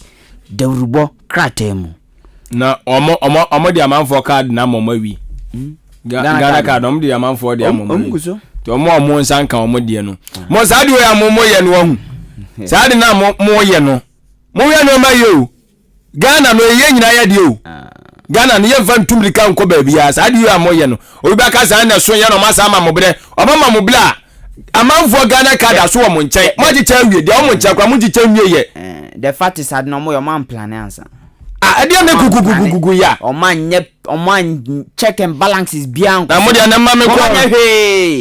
Don't fit preko pa say we are the Ministry of Communication. One link Ghana card say brag ko ye ho advert ko bon sika cow ko say taxes ka tax normal say no kwa. De no kura de ahia na mo ye. Sisi ano vote ya link Ghana card ma esem. Ghana card ya musumu issue ye. Bebre wo NIA vonjen. Na menti asie no. Na me sisi ano unim dia me de. Munya ne sa because voters ID card be useless in Ghana. Samuni ma ya moye no. O say ya mfa voters ID. Yes, and you di baganja me say me go voters ID ya. Ghana card na. Me de be toaba am obi aduma. Eti ano sa no madum ya kura. Ya moye madum ye pa. Unim say vote ya va Ghana card kwatoaba. Ya va Ghana card kwatoaba. See depending on the parodo amanya Ghana card no do mbeto aba ye behwe we kwa de Kenya be demonstration wa Ghana ha ya ma Ghana card kwato aba in what capacity ombetumi aka se mfanto aba ombetumi aka depending on ebe bibia na ne mama ni parodo na sa ko mode so ma sha se bo from aba ma link me snake ama Ghana card ma link me health insurance ama Ghana card ma link me sima Ghana card je bibia Ghana card me see wo do voters ID e ba be useless na no betimi aboa yen timamufo no se me koya me de be pa because voters are na mafo do na ye because of say na ye de bibia tisi agro no be ye de na ka chem say me ko sala ko voters ID me ko ye mo yere mo bomra na wa wi de no hu the founder da bokata na me de eto aso na the founder ansam ye di ka buru bi so amadada na mom o de ato dwa kire mu say eye arise Ghana for ya kire no si abo amanya se aposi for se so eye enkrofo makoma eye aduonu enkono 29 ana wonom eka eye oye kire no ho na wonom kire se basabasa ye kokko so no na wonom ehu ebomu enwa ene ye beli wo mo na so ye so mo mfa mu endi ye ya beli udie na so nya fa hu ni ye enne ye dom kwa kujira mamra no anim ama sade amamra no sie no enso so matimi ahwe na omo de ato na orura John Dramani Mahama na kase wa hai wo se NDC na hye jafo no amuntie ayi sports one wa jingi bi omo ebo me kase ana obi antie eti na hye jafo no muntie orura John Dramani Mahama gonja soja siram se jata bale bambo de shikonkono wasi yankanjira mo se aban no adebosia bia betuma nim biem mo wiwemu mo na fafa so de bia ma mo tonturi baabi ma mo nyintum na Ghana kan mo ne yedodo bibia ya kan ho ba ko mienu a ayima ya kakrai asere kwa wo ma we yetima asere so nyagobo ama bibia etia no so wasem edada bokata mu we miedu na me de ba na mom ensem bi kan wa edika dia ma wo the founder the bokata no the inquisitor the bokata na mde toaso Peace Council for Akasa o sending for a strutocrum top right corner say I will say we first secretary numa said be ya omanfo benya bi ayena ahonche bebrebe no eso ati oko Ghana na hye bje fia dom kuma no che say wo mu tipa wo mu papa ewo Ameri plant relocation to Kumasi say wo mu fidi from mako Kumasi akọ establish wo no yes say dom kuma no wo manya bro papa pesa se besi ne wo mu kirema contract bie no ma wo masan say Ameri plant no woman fan ko Kumasi nkodi uduma enya de masan contract bia the inquisitor the obokrata ene bosa manyewi obeka ye nche bia na omanfo bi nenam suku sa odom ne abamba nyuma ko odo bi mu tentam omanfo kaso tonton just the PT atokra say abandi anti avaye koton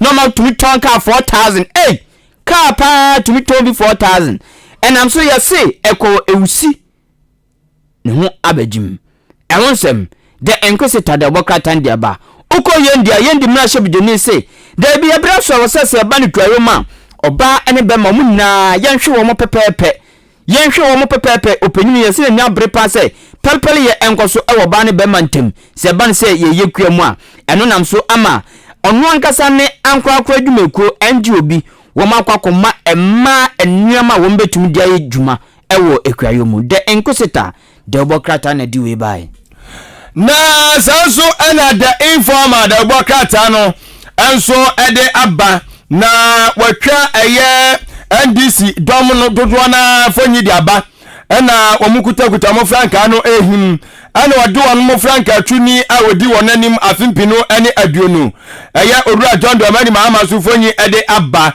ɛnso ɛwɔ ha na wɔde owura yaw ɛyɛ Boatin Jan ɛnso fonyi de aka ho ɛna owura ɛyɛ ya Boatin Jan ɛka kyerɛ ndisifoɔ sɛ mo de mo fa mahama mra mo de ne ba pɛ 2024 mo hunu sɛ no ano no mo nka ho biom mo bɛdi nkukuo pɔtɔɔ te ho asɛm enso eno no na enu achi no o se ombeka se ai Ghana card no ubetim dia tukwa ni ade but Dr. Bawumia kura so eka bi na sa asam ye se emu asa pigya biem ehon nsam enso edadobo katai emu na apiatin so mo hwada ne dane no ma enso ani no sikasam ntotoye se de se bi etenamafo bi so nam nkyɛn bi kikasan na abana twiskan bi afam ene ade eno so osuafo a wono ene rensase ene obo ade ne oma ahodo enso aba ede mu chechirimu ede aba beto eye edwa na Peace Council for so cultural ban say wonhwe na eye enyuma sam hontotoye ne dwumadie no so omo empe ne pharmacy bi na ntotoye nko kama the informer the bokata ne mu ensem Daily Graphic the bokata ne di twato na me fa sam ba ko po chehene amoto fo ipeni akrakasa akrantan kasa na yasamaranko na smoka ni nan se African penimfo no to nkramom abibrem empenimfo no o se ma wo mo mfa enwema chechire bontoto to nyema bisu ma nyema bo mpejapejja basabasasa eno na asemo aka kire African penimfo ya ode atuja ana Daily Graphic the workrata no ede hunsem aba ye de asi okay ma menso me namase neja yentoa so ewo ha eno mo ana nchia bi wo ho no mo asem wo ha we can say che telephone na okay che telephone na meda sibibri enti National Cathedral ho semsem da so eda epono so wo ha no mo anope ye beka ho asem sanso so ena yen economy no eno so ho asem eda pono so ye bedi ho enkomo Bank of Ghana so at the statement the ababontin report rather na omo report no 2021 report omo de babontin omo kire say banks and SDIs ni nyina ye company a omo deal with finance ye ba ni sikasem omo di hu dwuma o kire say 61 million Ghana cedis ena ye hwere ye eyiraye ewo fraud na fraud we no yesi cyber crime ekoso ne senti anope ye hwese ye ne opani a wabene ye ba no cyber security ene ehon chechirimu a waben papa ebiri bia ye beduru topic bi sei so no ne ho ne yekọ yera Kofi Anan opani otimen kan FM so ni mamo ache mejo so wadaro ma mbo makode Jamia don ya ho ye papa ye kasa ya che kakra na nsen amfa okay enti Bank of Ghana report ababontin 2021 sika 61 million ena ya hwere ewo eye cyber crime ene niam ahodo a ekenkeka ho efri henfa yo we dey anapai nfa konya we so entia wo ne etiefo nyina ampa report na bedejwa we have you lose about 51 million to these two kind of fraud now over 2020 yeah about 25 million and the way they are just almost triple now there are various segments to this. There were check fraud and also contribute here. There was impersonation and also contribute here. There was suppression of funds. There were forgery. And the forgery, there was e-money that has to do with cybercrime, a whole lot of things. And there's a total, what do you call it? Plan it lead to this kind of losses, and so per se you deal with it we need to look at it holistically. Yes, baby, a toko da.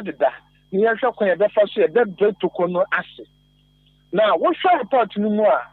I'm yet to go through the entire report, but a scan in the report in the were bank staffs now should be almost equitable with people outside to defraud the bank.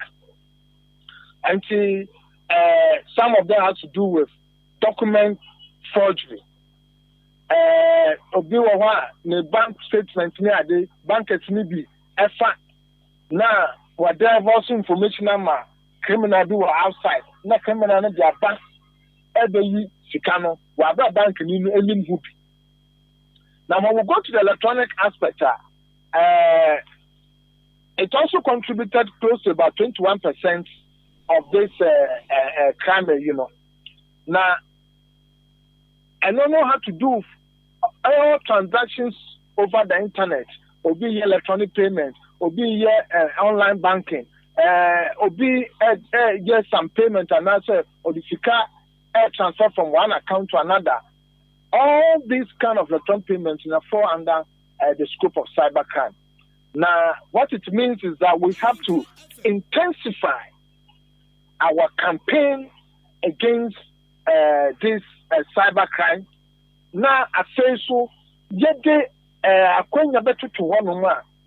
A banman crofenia almost say these things are there. Ama oye bibia wa dwendwene mu ye. Ama bro anko ye bukata. Now, even in the space of the cyber crime, I look at it from two angles. One, obia omen bibia fa bank no ho a otifie ana wo bibia odi ne computer and navigate akọ bank no account mu ana obi account mu ko yisika.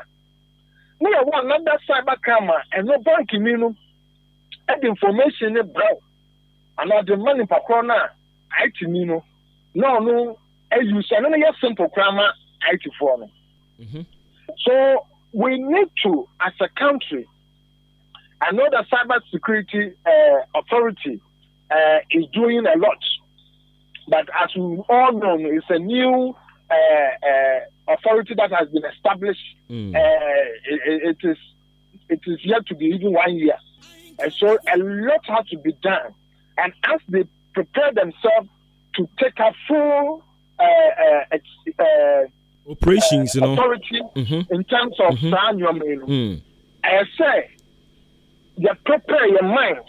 That we have something we call COCLAB, that is Committee for Cooperation between the law enforcement and the banking agency. So our committee, it has to be intensified. And so, now more money down. Now they have to start from within, from the banking staffs in Nankasa. Banking staffs, are a major source of most of this fraud. That is the truth. The major source to most of this fraud. Cybercrime, you bet me here from anywhere without any patch. Some of these cybercrimes are facilitated and are made easier by some of these banking staff. And to be and I can tell you that say I'm fan your man to talk for your name to we are going to have an intensified or an aggravated cybercrime against the banking sector. Yeah, man, can look up in shop. Look about copy. You see, I want to say, okay, university stand. Graduates be brave, they almost to be IT. But good. What are IT? IT no here the attention no mabu man the near bie kakra. Owie onye adwuma anye. Onye adwuma anye o. What you say 1 year, 2 years, 3 years onye adwuma anye. Our laptop. The next thing is say, best I take the laptop na pesika. So if you are not careful, we are going to have a bunch of graduates who have turned into cyber criminals. And they will be bombarding the banking sector with a lot of cyber attacks. It will overtake us. So if we do not resolve the unemployment issue, especially relating to the IT graduates, I see. IT graduates, it is what could train soldier me and police me. Now we hear one fan of you. Now, ordinary, I want the tendency that person will tend to become a violent person is high. So, as a country, we need to ensure that as we are training these graduates, we are making arrangements to ensure that they have jobs. And this idea, we are training them, and after years, when they don't get jobs to do, they will now use their IT knowledge to fight us. Yes, they will use their IT knowledge to fight us. Okay. And again, looking at baby, I was to see and you say what has become the age of the moment, technology. And our buying also making sure say a back graduate we will be in conformity with a transformation but our buying a commitment as far as ye transforming na ye part of a technological world, your commitment to fight cyber crime. Say your commitment to the fight against cyber crime, from where I'm coming from, I will say, because I have been part of the process. Okay. And I know that a lot has gone into it. Right from 2016 coming, a lot has gone into it to the extent that now we have cyber security authority. And with that, anybody who understands this will say that government is committed to fighting cyber crime. But as to government established as a part of its committee, established a special prosecutor's office. But no crepa. But it could be academy of the and the same thing applies to the cyber security authority. It has been established, the authority is there. But now, as to whether they are getting the needed resources to deliver on their mandate, I can't tell. But that is what the issue is. When we establish these institutions, it is important for government to now provide the needed resources, both human and financial, to be able for that organization to now pursue their mandate to the core. And in terms of process documenting if the job because the government is committed, and that one I will not take it away from government because they have gone through the process.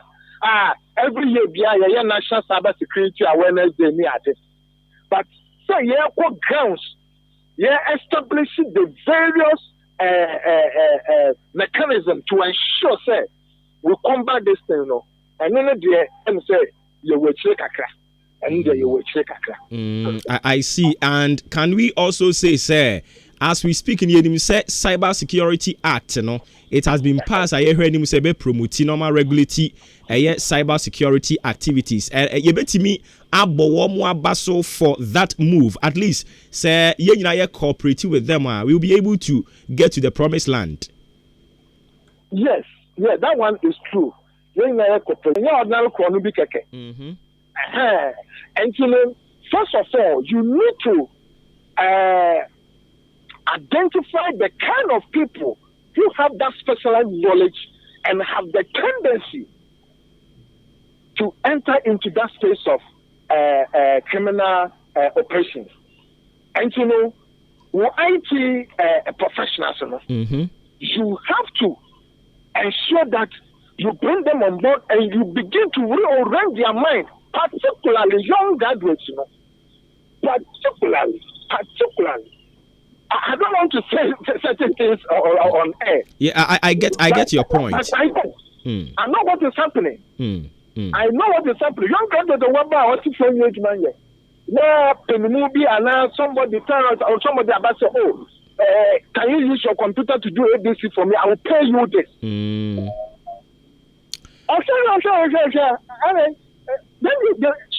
It is a serious thing. We are not careful. So the IT graduates, that is what my focus is.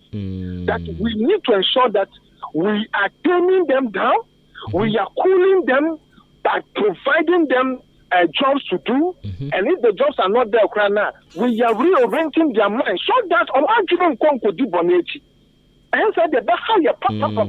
Enti sisi ano obetumi aka say ya expose womu to the poison but yenkyere womu ne wonom poison e be yew sa na akoye won sa na akoye ena obisu kwa wono ma for example onunso no poison obewu do or die or die will die enti onumo we are not yet and that comes back to the interpretation of the Cyber Security Act.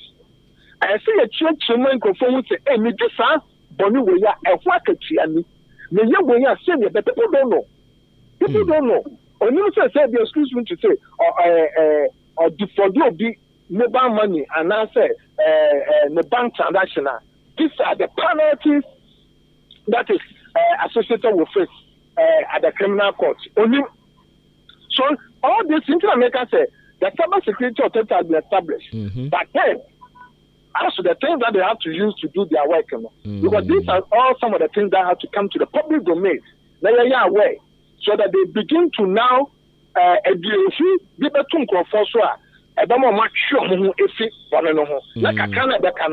we manage them and see how to handle it. I see. And do you also think yes, establish your authority, backed with even act parliament and so agiatum. But funny here and come where better say lip service and that's right. That's a lip service, and that would be dangerous for us. I see. That would be dangerous for us. Here, I mean, it is important. Looking at even this report, because that money we are losing, at the end of the day, Bank of Ghana will find a way to gain that money back. And if you tax collectors, taxpayers, yes, because they will find a way to recoup that money.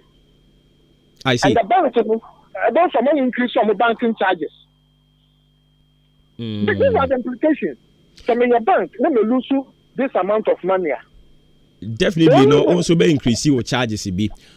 All right. So, looking at this report, a hoping sum of 61 million Ghana cedis. Ayira, a fraudulent act, a muno, a mind-boggling. Can we also blame it only a buying person? Banks no hold any responsibility. So, a buying crown in your memoir, most of to me adopted to the new system. I mean, you are right. It is not fair to blame it totally on the government. As a matter of fact, the banks themselves are to be held responsible before even government. As government puts in the necessary framework. And to banks, I know that now Bank of Ghana has its own SOC security operating center to handle some of these things. It's coming. I know the banking said that some of these things are coming up. But banks, one, what are their internal security systems, both physical and virtual, in terms of cyber, to prevent some of these cyber or fraudulent activities. Now, to do some of these things, we have the framework. And one, you look at your vulnerabilities. Vulnerability in Somalia, a bank no one, and not primary between a do bonus so easily. Now, more example, the meba will flee, not a wodono, what to buy for a phone to ma. So you be a very simple money. True. Hello. True, very true, very true. So the balance of what to now what sound is a flat to ma. We be a very good. Sir. Number one, what is a flat to us out the bugger proof so as our base there and the very grammar car. So these are what we call the vulnerability. How vulnerable are the banks? And to bank it, you have to assess your vulnerability and try to reduce it to the minimum vulnerable possible. And to also reduce vulnerabilities. 2, what are the threats? What are the threats? And so we shall know what assess threats. And I think now some of the banks are doing where they are employing cyber security experts at various categories to now come as banking staff to now come and assist and do all these things. But they need to intensify and ensure that they have relevant and up-to-date technologies to also help them combat and fight against these criminals as they come on board. Because when you assess your vulnerabilities, now assess so threats now, it will then help you to reduce the attacks that will come. But so vulnerability is higher and make it so easy for the attackers to attack you. Or we say banking software in the crown, security is weak. Now I'm on the upper one. Or those who come through badly, and those who say, we physical security crime and you're strong, then they can come in physically, come and put some information that will aid them to also do the robbery. Okay. And it's a whole framework from the cyber side, you have a framework you use to now assess the bank and be able to tell its vulnerabilities, the exposed threats, and the possible attacks. Then we find a way to minimize it to the variable possible distance. Okay. Yera ma yena senior fancy ha bibia ni ebesa ba biem. Yo, that's fine. Okay. Enti yene Yera Kofi Annan na ekotwetwe enkomo no oye cyber security expert. Wabene pa, and this issue ni ye can say ya obefo say ye nkrofo bi na enye omo asem enye nkrofo bi na enye omo asem ene wo hwe cyber bullying na ekoso obi betro na de to ni Facebook page ni Instagram page and I say o de ye generalize no or de to ni social media handles obi timi ko no akọ comment ne poto ye friend no cyber bullying ni nyina wo se ye formulate mra asa wo yes ade na abrante bi na nam Ghana ha no mo a ono no already on cyber bullying obi tro na de to wa no comment ne yaya akoka asem yaya de afa ho na wo de yes celebrity sa na de te Ghana ha no mo. And I think it's about that time ye nyina ye be realize the import of making sure say ye be ma this thing aye a priority enti mpanifo hwe no nye bibi fanfa ho. And 2020 ye the bill ne koye ma mpanifo age atume na ye nya cyber security authority, but as to when omo ebe show mu adwuma se eyie eno na papa yi ka ho asem no hwe se minua odi machi akwala no nim phone a or you exposed to the technology to the extent say ofa me ma me phone a na odi abo mobile money bosiam abrewa no oni hwe eti wo send ma me sika no afre wo say utiri mu odi o me ka send me sika wan send enti one day and my sister Penny I catch and say on come ma me honji phone no on checking hwade o check and say akwala de me ma me phone no abo MTN fo ho bosia be say 1,000 Ghana cedis yo ma me nim enti send ni sika no mate no afra say sika na send ye na ama o message ba so no onim enti sa level no ne yaduro akola na fa phone di abobosi a wono krampo maame no onim ho hwe o sene ni mobile money na MTN fo age o sene o ya o no ko se send ni sika no wan send until se akoko check ye ni ehunu se se edwuma akola yi di ni enti ehu mama ye nyina yemfa ni serious na yentumi enya ho bribi cyber crime de ya jinsam ti mum ye nyina hwe ho asem ne yenka beboa yen pa. Anyway sinti ye bekwa yanim na ye de enkomo no bi ahye so some 36 minutes after 8 still live on Ahenkan 93.3 FM and ye fiada July 1st afi na do feed na to ha ha no mo ya Ahenkan dwumadi a wutie no so ya to ne din se Maakye and nti say afia na ade ato ha no ma menchia wo Ghana adesie Obuoba ofore amanfo emamo ache edeba Ahenkan 93.3 FM. So what wasum yet waso na yakwen anim ewo ensem foforo eso. Enti from cyber security no producer say emfa he ye call coalition for e-levy funds.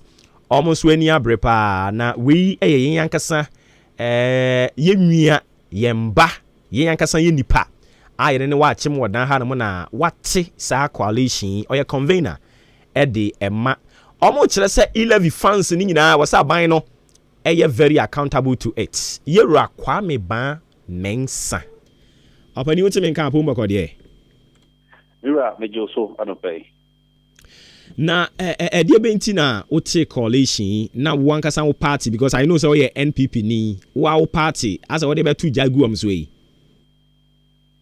yo nana me dawase mamema obibia che ewo wafidi kese so anopay bigi disa mo hoye nyame adom okay all right yo me dawase bebre idika no the coalition for accountable e-levy funds no is yene empenifo no nyina ehyaase ebra e-levy komo ebetu dwa ewo Ghana ha. We are a public advocacy group, of course, on policy and governance. Into your interest in research, and if you more no ekushia say Ghana for any desire e-levy no a policy abide at the buyer.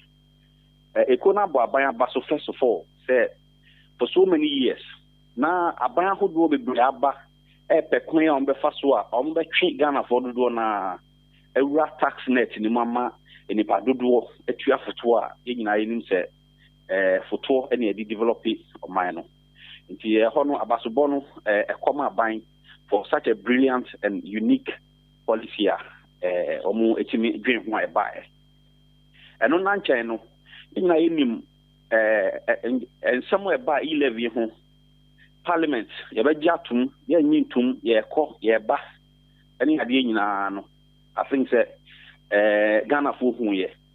Now, the most interesting aspect, me Amika say, me national service, the then IRS, a year Internal Revenue Service. As you say, a year GRE, Abra, me we Shapono. Revenue, and some kakra, based on the experience, I mean, I'm able to speak to certain facts. Because I brought near a year national service, somewhere 2005, 2006. The then government introduced a program, NREST, National Revenue Support, National Revenue Enhancement Support Program, by the buyer. It was all to assist, revamp, and also increase your revenue base. Oh, my name, but I'm going to see. Aga anase anko yeseni ana buy nhye no eteno no enti yako ye buy ya parliament eventually there was a walkout and some bebre parliament ejitu mu a ene abeyemra ene koi etu anamon yako almost about 8 to 10 regions in Ghana engaging Ghanaians on seni omuhu e-levy ni sifa o ma dwen chom sen dodo na akoye se beka se yejitu mu wie no obeka sa ban akoda in terms of promises ABR, you can't say emphasize a be free e-levy in Bebano.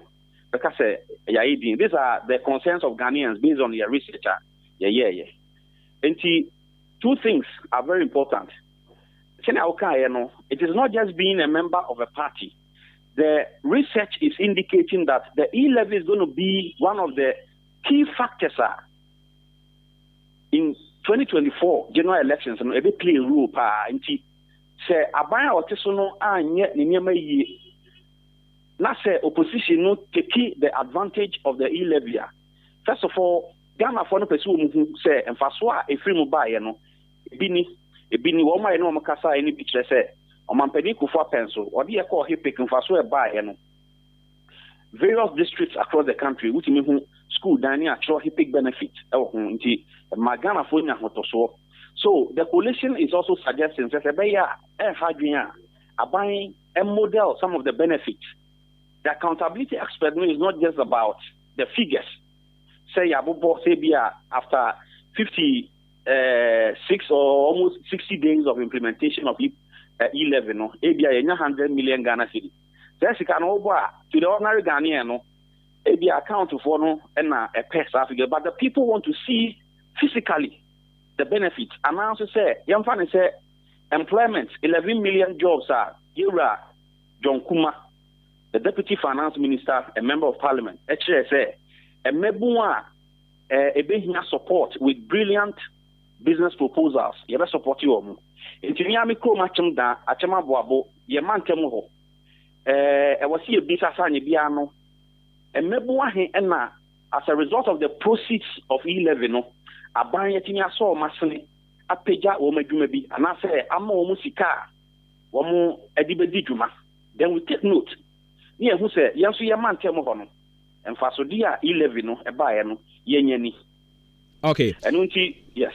And most importantly, so on the first day and after 24 hours of the implementation of the E11, the GRA announced, say, one of the charging entities, charging entities normally and the big crack. Now, Baku Timinia over 1 million. Yet, after 60 days of implementation, so this is the vision and mission of the coalition to ensure that there will be public education, of course, checking and ensuring, monitoring to see that the benefits are there for everyone to see in Ghana. This is what the coalition sounds. So, per the Awakano, Modia mu believe say yeshasi and yajijisika, but I don't know, say what a leading member of Wankasan party or also so ne ensem or the other two which say that the target was 600 million, but now and I'm 60 million inti as a ndru. So are you saying say niano or no can wo de no why de Well, first of all, as a coalition, we expect if I any GRA, Ministry of Finance, who deem is also be brave. Now, what they keep telling us, and they say we should expect official figures and I say official comments on the performance of the E-levy. And yes, he's a politician, he's an advocate, and so on and so forth. But for me, as a citizen, any baby, any Ghana folks who didn't come more in terms of public engagement, this is not what the people want to hear in actual sense. What you here? Take for instance, if it is to be agreed, say ABR revenue, 10%. That is about the 60 million. So we are talking about no. You can compare a brand not toll boot, almost toll boot to generate about 71 million or thereabout. And this within 3 months, say E-levy generate about 60 million. I think then we should just find ways and means to ensure say yebenyani padodona abba into the tax. Because don't forget, a lot of people withdrew from electronic transactions as a result of the lack of adequate public education on the E-levy policy. But what did they make an answer?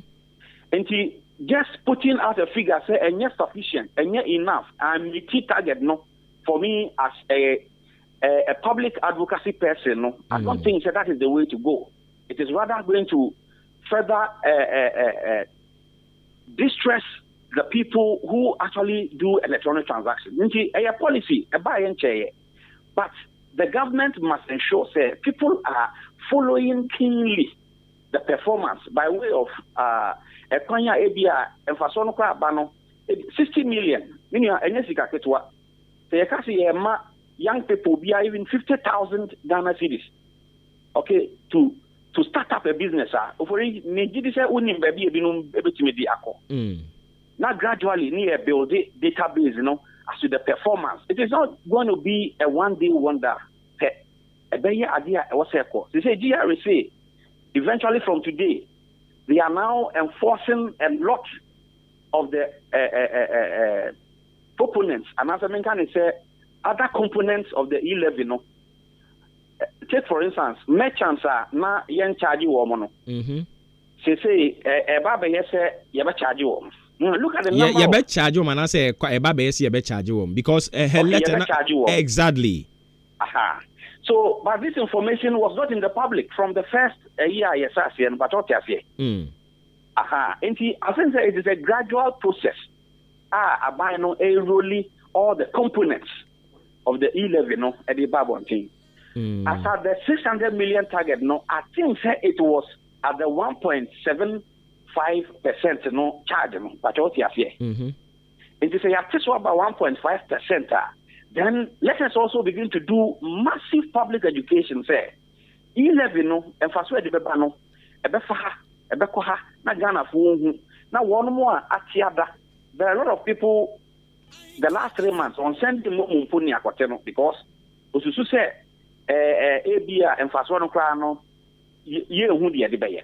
So these are ways I think say I am expecting government spokespersons, individuals who are knowledgeable in the finances, to begin to speak positively about the E-levy policy in order that government would achieve its targeted objective on this policy. For me, I think it is a good policy because it is the first time a lot of Ghanaians are boxed up in the tax net to pay taxes in kakra. So for us as a coalition, we commend government, but a lot more needs to be done in the area of public education and, of course, the physical benefits to be accounted to Ghanaians across the country. Okay, so do you see this E-levy, sir, in the years to come, it will still do well because we heard the foundation of it. And Mobile Money Association for called Jubilee House. Ekoda o mampania se so wam ka dom for say ba be guo mu adwuma and a whole lot of things. Empanimfo so ancheche mu anchero mo say in the second phase, mobile money for so ye be charge mo. Munsu mu betua bi. Eneyi ye be ka say aban na da wo mo. Ana se enye na da. For imagine me say the lack of adequate public education eka ho bi ena akofa sadi we nyina aba. Now the Ghana Revenue Authority is saying that there is a common platform. So common platform no ebekwa koye say all the charging entities ebia one particular transaction be there, the cost is across board. What you say? And think education shasi and can you say merchant for complaining say no. Enti say enka omo ba ho no mo omo ba beda ban ase be bona ba so wa ban afede we are in support. Na say ka mo nzu munya akonya mo chirom chance he munya botre na eduru ba bi a mo nzu mo betua bi. Na maje fans na wie na enenam news mu mobile money force they are in support, but now you've turned coming to charge them. Good. Economica said, per our research, the 2024 general elections, the E-levy policy is going to be one of the factors why people will vote for or against a government or a party in opposition. You will come back to give us our stone as a coalition, say, because GDA into the best way out for government now. And he said, let's roll out all the components. Name on benefits ebebano. Yama Ghana for nyeden. So yes, maybe I do COVID pandemic, worldwide. Economies are crashing. There are challenges all over the world. But yet a coin is to say on Penica say, Obi Wua. Yenti mean no mankum, but a coin the first why best share economy need one of the things is the E-levy. So let us be truthful to Ghanaians so that the trust anchor for ebenya ama ban no as at now no ebeko so awo. Anya sa me anya ne sa mum na yakore se ene ye dane na fa ha o che dane na fa ha. The opposition would take these things and let Ghanaians know say aban no kwa no onya no kwafo. But what is the next? Matu ase pa. Very good. This is not the time to say me party meeting no it will take us to opposition. Okay, I think sir, your point has been made very clear. Me that say me. All right. Inti yeni yankasa yenwia Kwame Bamensa or your convener Edema Coalition for Accountable E-Levy Funds. And yene kokobo en komono. Some 51 minutes after 8 live on Ahenkan 93.3 FM. Me pato wadwen channel to me Eddie I've seen some messages trickling in. Ma me say fadie ye kan hu ana menken kan fama wo mo. Mo amo chiechi ankrofo no mo fanche me. I won't say anything about it. Blessed Sun 2 p.m. or the Frasante Mampono say government is instituting government is instituted for the common good.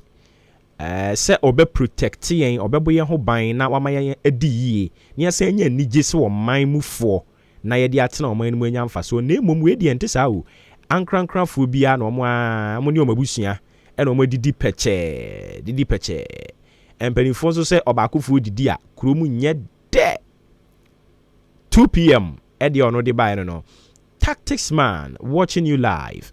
Amakum Kumasi monyere mo honi adwuma moye Crispo Fufu or say ex-president Mahama me pacho yen kan ho asem wa ha ena nana obrempon mensa jebi also my good morning yeda say wa join yen ma minko hanso we be we she me blessed new month but wan fani di anka ho we si Ahenkan mo morning show de nyame no kranie no size in fact mo bo adwuma pa monyere mo ho na mo nkoso mo nyankopon ensusu bi hira mo pa ye fra me blessing me di free amakrom ena me de baye abozege me da say thank you ena odi atwa so wings will say obo they be abrantie they keep the fire burning say jabe na me keep ni me de me tu ja memre enti Timothy edi free achimba tabi na de baye wo so chia ne boss kwabena boahen ene ne yire Kate boahen ija no eduru ba bia na wanya abotre enye de bia ne tuja why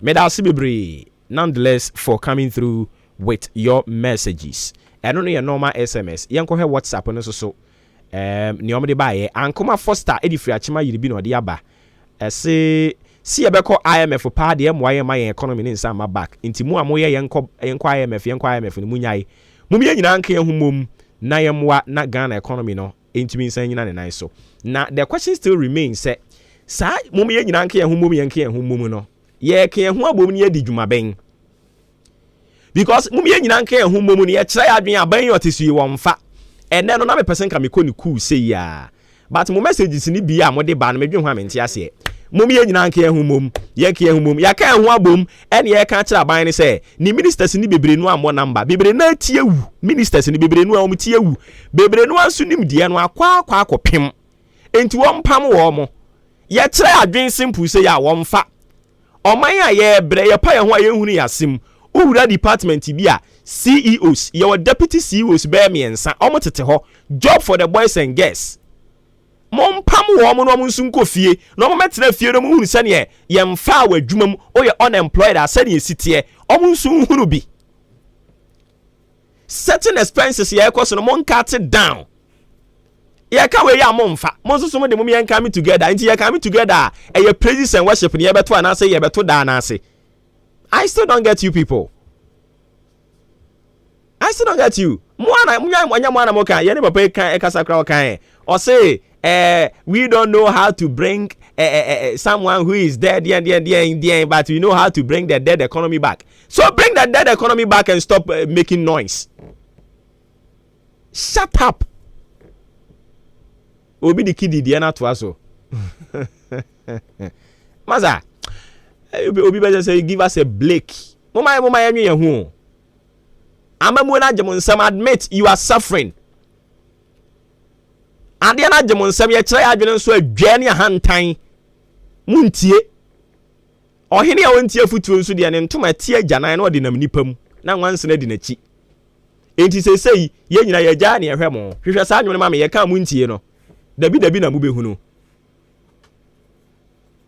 Ye kire adwene amomfa. Mo nso mo de let's come together. Ye coming together na ye be den. ye top pampers de abebo mu anase ye come together na ebe den se mu didi peche no a mo belt kra je se mo ma mo furu so kosoro ansa na matimi abo bet no eno na ye mra meto nwon fa ma mo ye come together say empanimfo e wo mo party mu we sori a no otufo we sori a oso wo hwe no ntimi ntofu ala si fam na nante we so say okafo didi we say sa efon no amutu no eno na we should come together na ye me boy am sam ma mo sam ya de say mutu kire ya na asesen ana hu nu say mo party ni say dwa ne hantan ye mumu bebre no a hu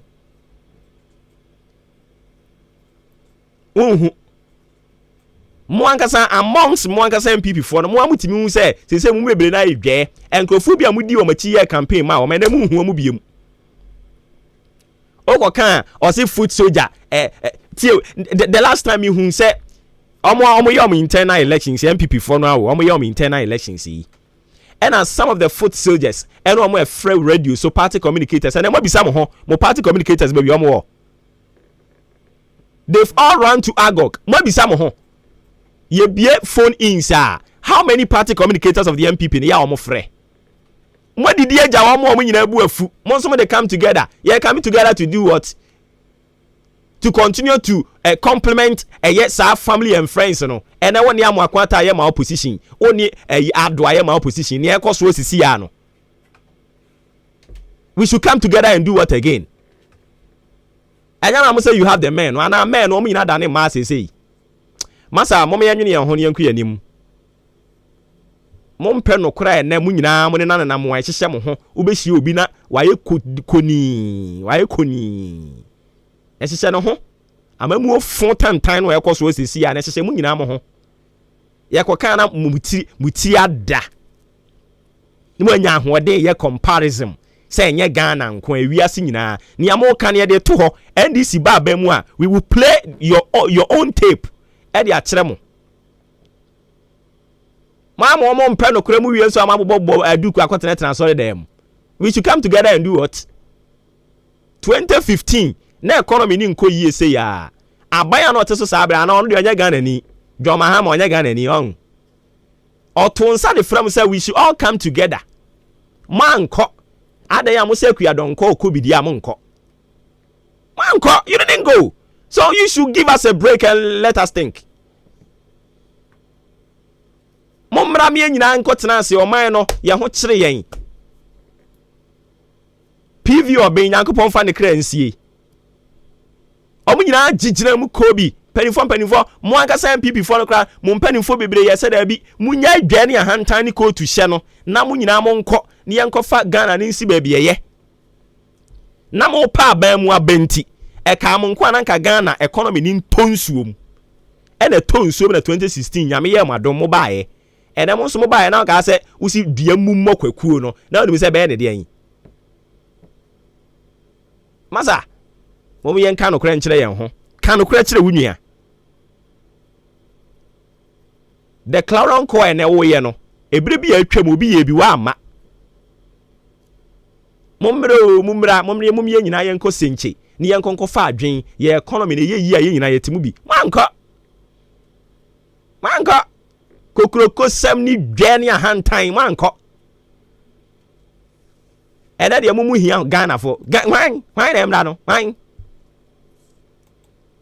ade mo men no mada ne ma say on e ka no kra kire wa to wa obuafu ese me fa ho mi si fo mu abanku bi a me ko hwe no eze no betua ka mi ana metua ma de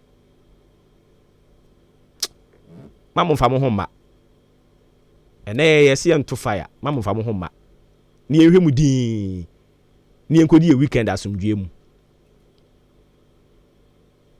chale mi entwe homra Ghana Akuafue Adama West Africa emamo adwuma o Adama West Africa eye agrochemical company wo Israel na watena se ahwehwem ahunu se Akuafue tom ne bia emfue timi gimafuo nyina e de boso ni titiru ene esre se esre na agi wafuo aboso dia ene na mekanfo agile e de ama wudua no bi ti se enkruma tomatoes nyadoa watermelon meko ayoyo anafei abroba abra esre na fifi fofora eba no hwehwe agile na first spray esre so ansan wetu akwa akotim anasa wo de watimi mpo awie no na wo de agile spray esre ni nyina so hye no so mema esere ni nyi bebre ansana de agile akwako spray so. De hia se obehwe 10 tomatoes eketo no ahye ba akopɛ de agu kafu afidie yi mu. Na do ensuo 15 liters afra wo de spray pe wawie wadwuma. Se wo de agile spray wafu ase a emma enhyerene a wo no ban na agu no entingu. Eno achi no akuefo mo nso dua bibi te se beans enkate ana fe so ya beans no omo nso hwehwɛ vezil ekumfue na se prekopɛ edi free sa no be yi ase. De se wo ye nie unya hu se emfue na hyase e ba pe hwehwɛ vezil na first spray na se wo de spray so pe ubetu emfue na se nyina woto vezil a betimi de spray wafu na se empre nwotwe eno kro ya nso spray 1.5 acres eya no afa 30 mils ana se obesusu atra ye dididie no miensa na wo de nsuo 15 liters afra benya bia to ewo agrochemical shop bia ebe wo Ghana fa na nyina ana se wo befre 0544 325 030 ana 0270 575 030 Adama West Africa Ghana kuafo ye jimudi.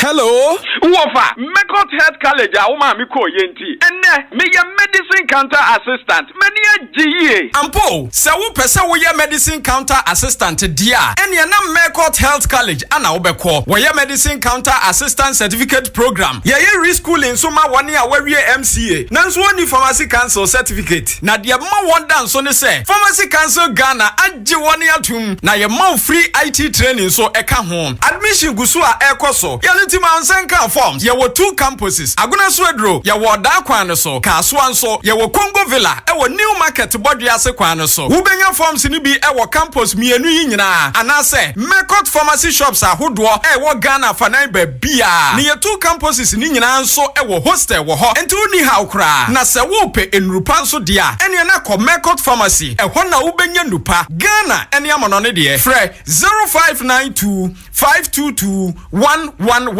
Ana 0244 640975. Mekot Health College, you say health knowledge is life's wealth. Ago Odane important way. Munya so na me won sempe bi de mamo. 2A baby diapers na munim eto de bom mano. Say die yasesa ne din abeye next baby diapers. Na wonim yasa hyemu kena ama ekọ nanim jie. Esan cotton dodo ade awramunti no. O the next baby diapers ebo wo ba. Ojo so sign to home for. Ensanse bia entingu ne to ho. Won sum fan hawo. Oba ne yeso comfortable. Etuko chroma sensuo. Cotton next baby diapers. Fabe boba no. Na ne ho beto ni safe form. Obenya next baby diapers. Ewo be bia. Opedodo afre 0500 285000. Na monsha nenso ema mubu monsanso ye wo next sanitary pad ede mamo next baby diapers ema mofra hot so mo FDA ahwehwe sa adwade nkrato yi mo agye atum se eje Amafo mi chiechia na mi busa se wo per fridge deep freezers ana ayonwa ehe na benya bie ODI electronics mo oyiwa na mom no so bi se per microwave per blenders per gas cooker ehe eno no so wonkro ODI electronics edem obi hia kettle TV ana se rice cooker misro ehe ni wonko ODI electronics edem yopo afei so obi per washing machine ana bread toaster any mobile phone ne ho akade nso a ehe ni obi benye bie ODI electronics oyiwa asempetia se wo panyoma ebubo so bie nyina atop ane bo da form na mu akwanya na twene kakakra na fa wa de a ye delivery edi ko ba bia eye ODI electronics ebusu se tam enyoma papa bia wo pe se ye TV rice cooker washing machine bread toaster deep freezers freezer ana se iron fridge microwave ana se bibiti se kettle ena gas cooker ni nyina ODI electronics ememu anya bi at a very affordable rate. Umo kakra. Emfa oni babia wo. Dio hia ne se. Ube friend was 0550 900 600 0550 900 600. ODI Electronics. Babia wo bia. Utua ka wiepe. Ye delivery at the mouth. Open so a. Ubetima be pick your product. Ewa Ahenkan 93.3 FM heya. ODI Electronics. Ye bwe.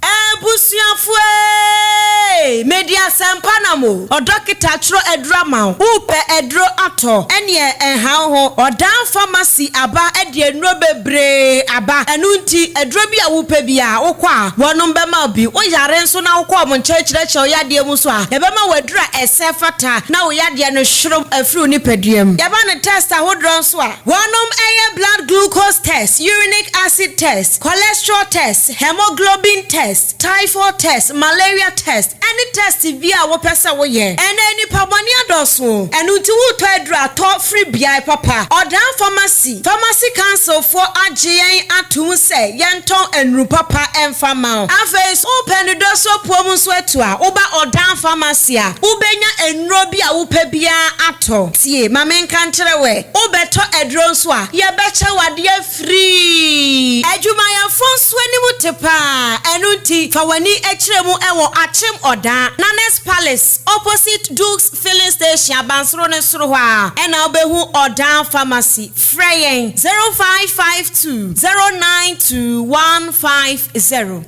Hey!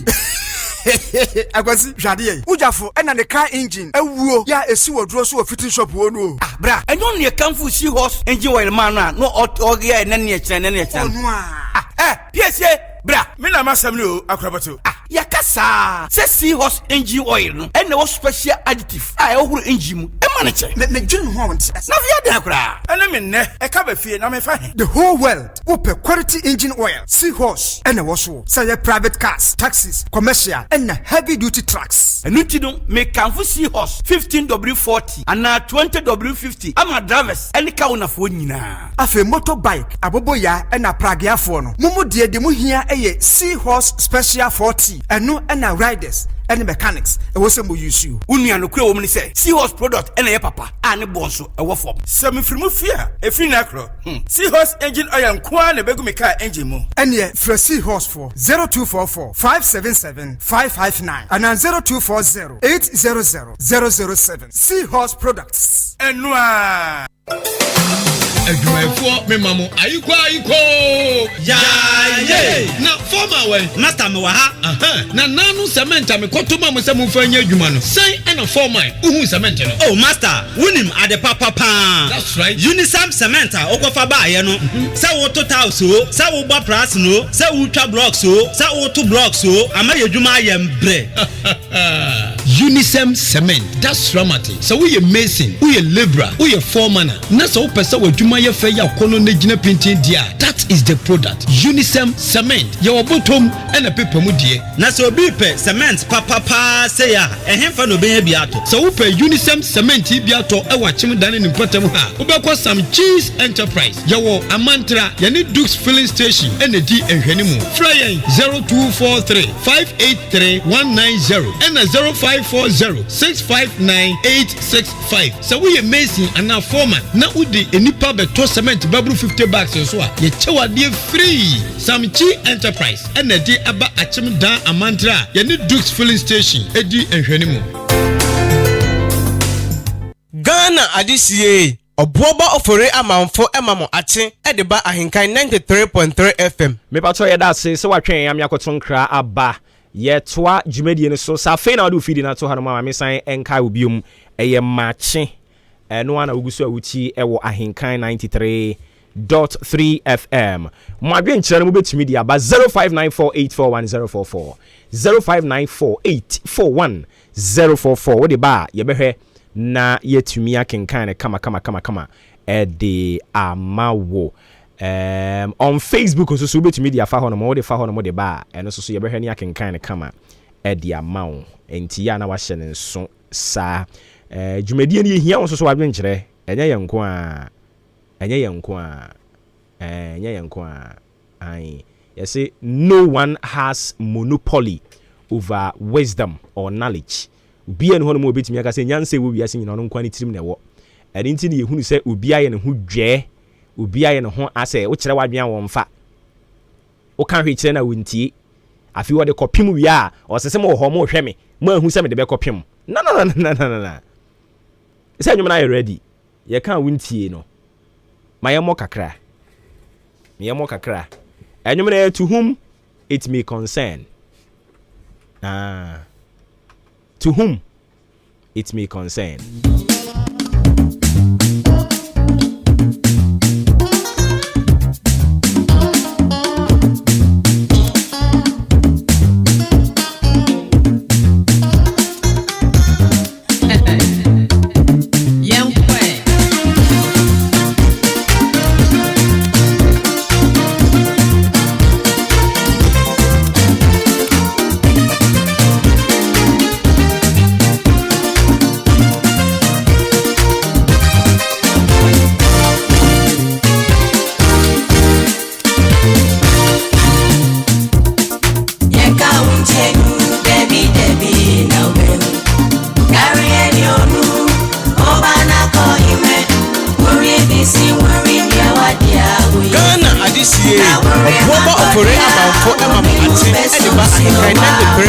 FM.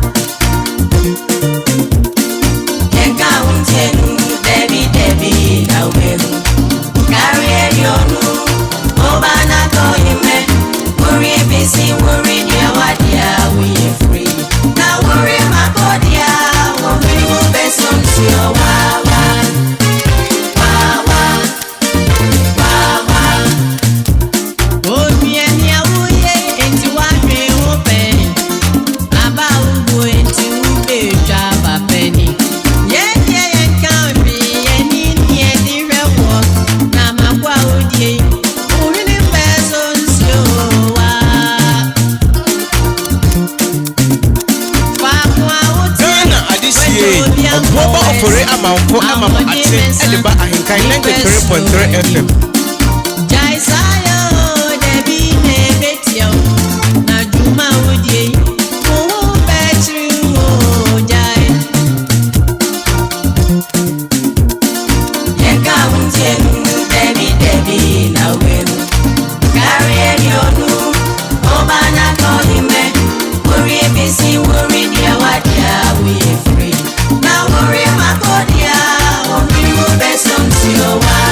Tiawa me pacho Unisem Cement Ghana ese me kan kire se ope cement de sidan ope cement e de aye project ya project no enkodwiri enwu na nsapede a eye Unisem Cement Ghana wo cement no e na me kan fodi ama Samche Enterprise e na akofa bi dia ba chimodan ene ne mpotem hanom a ono ada romantie ne edan ya yesi na chimdan ha nyina no ade e wa hoden pa anya chimdan nko a ofo ase ayire bi asene manso akroso achiase suadru soabe wanchi takrase ene ne akaka ho nyina omo nyina ba chimdan wo mo ba Samche Enterprise ho no ma be fa bi no mo de kɔ mia ya hudu a me bubo odin wo ho na pese ye agent nso a onso betimi abagibi na wakoton wo ho number no 0243 583190 0243 583190 Amantra Junction ehono na wobehunu Samche Enterprise ye ben Dukes Filling Station no ye chikwanya ira kwankra dan ye besi ni kama wo hono mo a cement wo mu ve umfaka ntutomu ma ubisa se cement wo hono mo a ye se da bi ne ye baba ye num si anoma ba yen ye hono mo entesa intime kanfo e di amount Samche Enterprise odien na wodi asem me pacho number na media to dwa ma me san fan to dwa bi mu 0243 583190 0243 583190 eno ne number wo be frɛ na yetumi age wo so Samche eno no uye mesin wo ba beto cement ne box ne be se aduonum ne eboro san so a ye wa kyede kama a ye de ebema wo eya na watie boiling issues ya woda bia e wa Ahenkan FM wa bra no wotwe abo kopim se no ndu bebo sisi ade nyame anim nokure ni ayede pa ayede da obi adi ho adanse se boiling issues ne de emuye pa eya na watie bi eya woda biara me pa cha obebre utie yan na wo company na ope adwumaku amoma bo ho dawuro wo company ni ho dawuro di amawo a eya Ahenkan FM na me kanfo di amawo ye number ni 0244290093 0244290093 Frey Marketing Department no na eno mo emo enkomo yenkwa homa ne so na ye ne Epuyamantemu Secretary Edema Ghana Journalists Association Owura Mark Anthony Dayanga Dajinga rather Dajinga. Enko chuchi enkomo general what me nka Maakye. Yenya. Apo mboko de. Na mi adum. Ye de rade ase yama utiri nkwa nso. Thank you, Madaspa. Na abatoa yi na me ne nsɛm kyerɛfoɔ bi a ɛwɔ apuama ntam di ho nkɔmmɔ ɛna ɔmo sɛ na ɛdeɛ na ɛkɔɔ so ɛkame akɔ sɛ bebree no akora anim o adentia sɛ obia kase na anaasɛ obia ɔfrɛ no ho nsɛnkyerɛni na ɔsɛ ɔnim about GGA elections na maintain ase kakra ɔyɛ nsɛnkyerɛni wɔ Priamantim wɔ Ghana na elections nsɛnsɛm yɛ hyɛ ase nyinaa wɔsɛ wante hwee ɛne na dɛ mewama. I see. Enti yɛwɔ 33 constituencies ɛna ɛwɔ Eastern region. More members jotted around and I say a particular constituency be pen and more members wɔ. Okay. DJ say any political party we look at constituencies as as political those political constituencies near creating. We have what we call chapters. And now, of course, we can have other chapters. District chapters they all will be under the regional executive. As it is now, last time I was going to somewhere. According to Central Forum, we don't care about our own welfare. Unfortunately, Yama political. The love for politics. Aticheyim, Yadjin Enyaba. Obi, minim how I didn't buy it, but I hope that there will be a healing. Concentrate me behuni young, but deep down, not human in the heart. But tiny miano. I take our years and training. Enti, Obekomuno, a political polarization and eco-society. I feel very sad as an executive member of the association. I feel very sad, but I know there will be light at the end of the tunnel. We are on course. I see. We are hoping that a dream now about Benko. Nonsense, for a world payment in together. All right. Okay, so dive a bit more initiatives for more more policies and programs for more and the American perception say say as a Puemantemu GJ and the Ekufo Yankwan Womu into or any other part of Eastern region now we ensem Juma or no shada enka hu bi. Where me perception say woho. And a year, sunny regard the warm society. I'm talking about GJ, you know. I say a wafemo kakra. A day na masa be mobile is so different. I'm afraid yeah, masa enyamo glory back. Thank you very much. We are still going to pursue an agenda to try and get all of us on board. Unity is strength. Without unity, disintegrity. We can't attain the success we all aspire for the association and for our members. And as we have come now, we are going to ensure that various districts I will implement them in Central Forward at least. They are together. Now they form chapters. Now after they communicate, we create that link to the regional office. Then we progress. We in Centrania, I think basically initially what happened was there have been rules and I said steps. I was in Centrania via or qualify as an member of GGA. For instance, the GGA, the association calls for say, a member, at least wako school, wako enim, at least class or diploma in journalism. Or practice it for 3 years. That's including your diploma, no, or practice it for 3 years. Then you can qualify to become member of GGA. So, diploma, then it means that you must have worked, you must have been on the job or trained on the job for 5 years.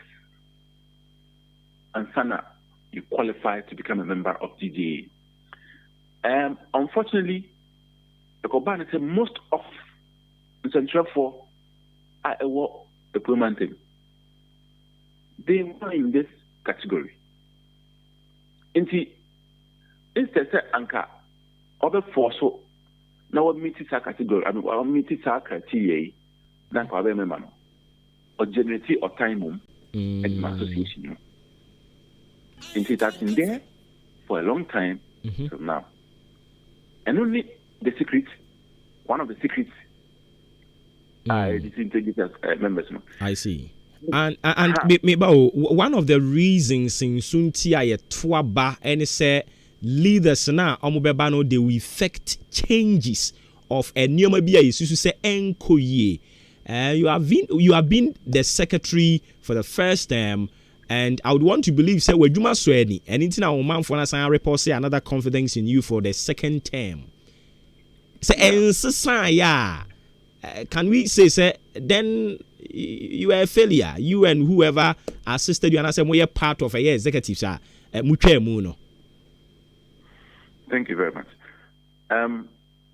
May full say there has been some change because at the moment that's the reason why I can say that we haven't failed because we have done a lot. We have done at least our whereby a BC that Yatimia hosted 2 regional awards.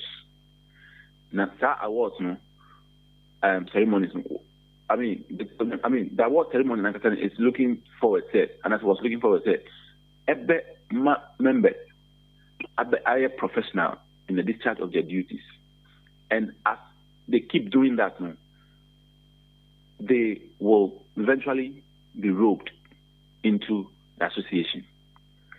Now, members, dear me personally, and as you didn't come on, I encourage them to seek higher training.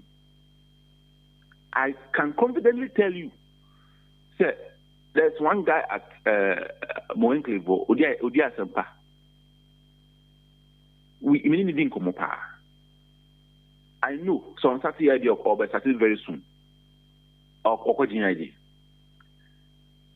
You know, and see, there are other people. So, I know. Almost every journalism school. See, all these people will now qualify, and they've been practicing for a number of years now. They qualify to become members of GGA. I personally, one day, maybe every morning, I'm going to president now, and I'm sharing crime. Michelle Kwaya obe silent obe of the now after Miss Cramisel in crime say me encourage work crime obe encourage other people no more so abe part now for me to form a chapter would you encourage be my now it's not like idle. We are actually doing our bit. We have done a lot, and so one thing that perhaps is preventing some members and most members from joining. The responsibility aspect. You need to pay dues. For a member of an association, you have to pay dues. And if you want to join an association, be prepared to pay dues. But the dues but yes, and don't you also think say yes? They are more already. No more members they've agreed to be part of a ekui. This your mo tie no say mo share dan fa bi enye bibi ma yen a yen tua bi nim fa yen nim hu ye na atwetwe yen yo ana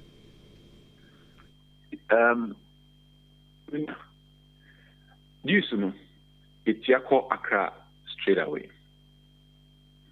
And I tell you, sir, Accra, and I'm President Kufada Romanti, your press center, a bank Accra, as you. Now, association, we are working on that, I'm sure. Press center, no, genetics Accra, a credit. Now, utility bills for that press center alone. I don't know, they do say back per year. I mean, aspect in and we can't fault national, but we are hoping, and we know so with this new leadership, national, we are going to engage in bigger projects. Editica, association, we can do bigger things. And moreover, so as I said, kind of map young region on it's difficult in a time, but in our small way, we do our best to do certain things. Nyamiadum region, at that prime area, me no can say company for any embrace as a big. But yes, you have protected as a me no can say in business men, I discuss it how you was a befitting press center for the region. You go so consulted. Me sure say I feel obi. Okay. Now, yeah, share I say. And see, in our small way, we are doing something. Dachi, Edisika, you know, I don't know. We must start from somewhere, and then we will now see the fruits. Bearing. Super. And see, for now, physically, what is happening, but we are doing a lot. All right. So finally, na yenya ne kokra mo second term ma bay muya den na mo hwe ni mu say you will be remembered for one significant thing or two. Ye boss wa ye beka say yera Maswa Kudeko any the general secretary no mo eka ho omo ebreso omo ye ABCD. Okay. Inti minawaka press center wasn't. Yeah. 2020 by 2025, we are hoping to press center. See we krana ya boss. That's what we are looking at in the first place. Now, secondly, we are looking at winning more scholarship opportunities for the members, because at the Siandia inquiry, and we are training, I will say, Okwadjo at the Siam. And we are going to liaise with the scholarship secretariat and the GET Fund and other scholarship entities. Now, it's me every scholarships for my members. Okay. I feel so. More workshops. We are going to arrange and organize for more workshops. Every training members now and the I feel last it's not the least. We want to see a vibrant DJ in the region, an increased number of members in the region, professional members in the region. And by 2025, we should see some chapters. Coming up. Okay. Na mon famwe ni so nkyere the outskirt of Eastern region enye Kufodi ankwa na Eastern region o bibi ntia nka achim odan na be capital town nanso definitely we are even considering in a upcoming regional awards yeah because oba yen ha no mo a your radio stations best 7 your Ahenkan yewo Ofie yewo Achimansa Biak ena Bosome ena Community ena Atwiaman. So all these radio stations are here, and they all have some trophy where you adwuma ho no mo enti mo de bia na ekofodi a mo ma ye feel bad as a ye nipa. It's not like that, you know. Sometimes because of the centrality of the region, and see, for instance, you know, you have members here, you have members over there, and see, the proximity.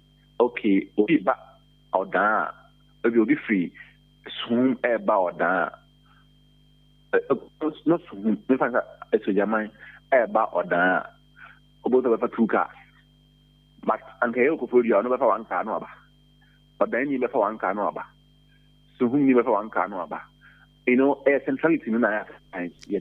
But say, is it the answer? Some truth we are not DBI did good. A year politicians, you say, encourage a year decentralization in any amount of work. Into other yes, so a leader by example. Don't worry, things will be worked out. Matthias here. Yera Mark Anthony Dajinga. Once again, congratulations. Thank you, sir. All right. You better didn't come on. All right, sir. Okay. All right. Ain't any Yera Mark Anthony Dajinga, or only a regional secretary, Ghana Journalists Association. Oma kotua baya santo abe you amubium. We saw the mu head in this because I reho. And some for what this side no. Oma sem ye mobile pa. But omo ankasa mu bebre no aye nsuma wom. Yensuma wom. Say to me hwen some twa ni anim no wa pai ni sutro. Aden ya wo say okasetia MP on support to MP. This is so crazy. It is so crazy in some and the 21st century. And let me tell you, the MP you were fighting for, no, sir MP, no, he was once a journalist. If you don't know, MP now Okodemano, no, he was once a journalist. And how can you look at some training what pie and so? Over time saying, say, oh yeah, you may against MP. Now MP no in such a gare. MP no. Or the insa or the chigari. Masa, ya say ya glorify mediocrity ama. Say yehunu ade bone say papa. Ya sin kontompo form. Or friend saying no kre ya sin no kre form and an kontompo mum na yedi ade. Oh kan no kra yempe so be kan no kre. Na wetimi ahwe yonko ni ma pa ni sutro. Say ndi. Na yeburu a Ghana ha yeburu nkrofan kan fo na se yeburu wom ensem chironi a wokoburu no ono ne ye de oman sika hye ne nsa ensem chironi na wokoburu no ye de oman sika ahye ne nsa se won hweso ada na mompe no kure mompe accountability o ya de na me no wonya adwene a eno kire se beburu me na wonya adwen. I have every right to let you know say me no wonya adwen. You have every right. You are entitled to that opinion. But you don't have that right. And you got the guts, you got the temerity to lay hands, your filthy hands. Chale, baby, I gonna any children. We are not ready to glorify Sani Maniamano. Mate. Mami kwa homani subiyo minamene Reverend Dr. Wolanyo Mensa. Enkobo enkomo. Ye bisa se ye state of the economy no. Who be here see about call for bailout. And I say ye. Doc, ultimate kind of pay mamu achi aba in kind from so. Yo, me da sinu to say. Nyame hu ye mobo na wonso e.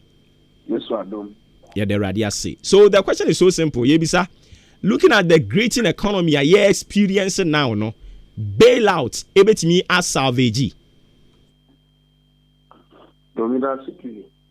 Oh, sir, looking at the economic situation now in Ghana, it's not quite alarming.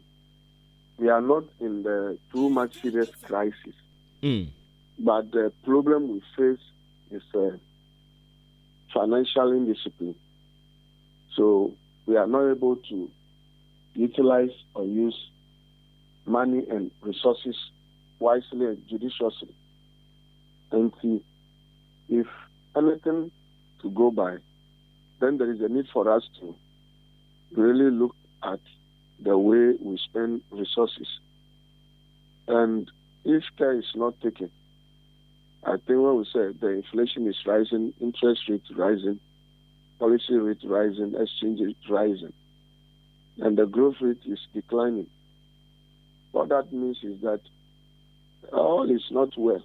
We are not setting priorities right. So there is a need for us to maintain fiscal and financial discipline. Without that, you go for any kind of assistance. If you are not using the money well, you come back to square one. And there is a need for us to really look at our spending. We are not spending in terms of capital investment. We are only spending in terms of recurrent expenditures, and that is a recipe for disaster. So I believe that it's time to put some policies in place, structures in place to be able to control unnecessary spending. I see. And see, the argument now has been said, yes, yen revenues are yen no. Ye de akwa kusia wa ya collateralize no. Ama se sikane ba ye spending no upfront. It just ye ho kire yen ye need any space to spend. Don't you think someone will share that opinion, no? Just to make sure say economy now bounce back, no? Going for a bailout, though, where the kind aka say and said that ye mess sa ebe boa yen ama enema bi wo ho no mo a ye betimi ye free ho ebia ne say wo ka say e wo say ye hwe spending IMF be mu a ebia omo de ombe share kete say this is what we want you to do. I would say IMF also have a problem. The biggest problem of IMF is that they don't support industrialization.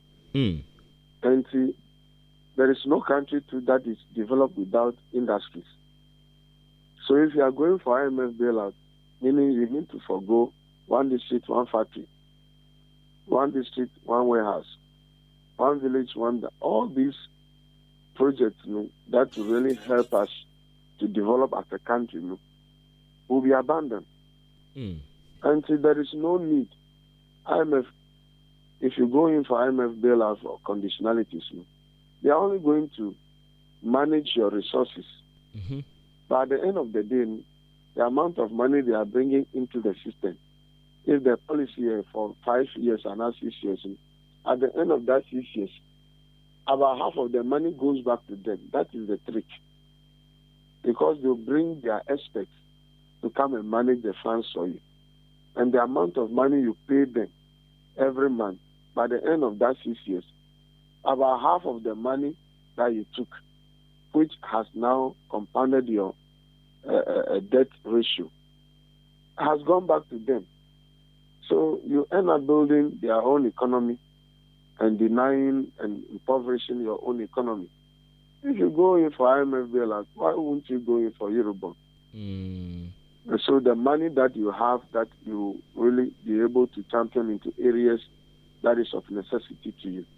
But I've been saying, even if IMF is here, IMF cannot be on the ground to make sure that these monies are used well. So it all comes back to the issue of discipline. If the president appoints people that are too close to him, if the president appoints people because they are party men, and he doesn't consider also whether they are trustworthy, whether they are honest people, at the end of the day, the money goes, there is no monitoring and evaluation mechanisms, and everybody misapplied, misabuse, misappropriate these monies.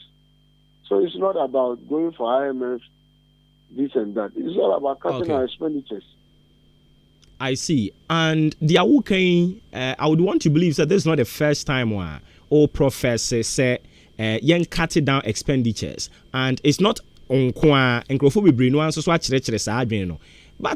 the policy makers, those are the helm of affairs, they are not listening. They don't take economy no so brana ebre.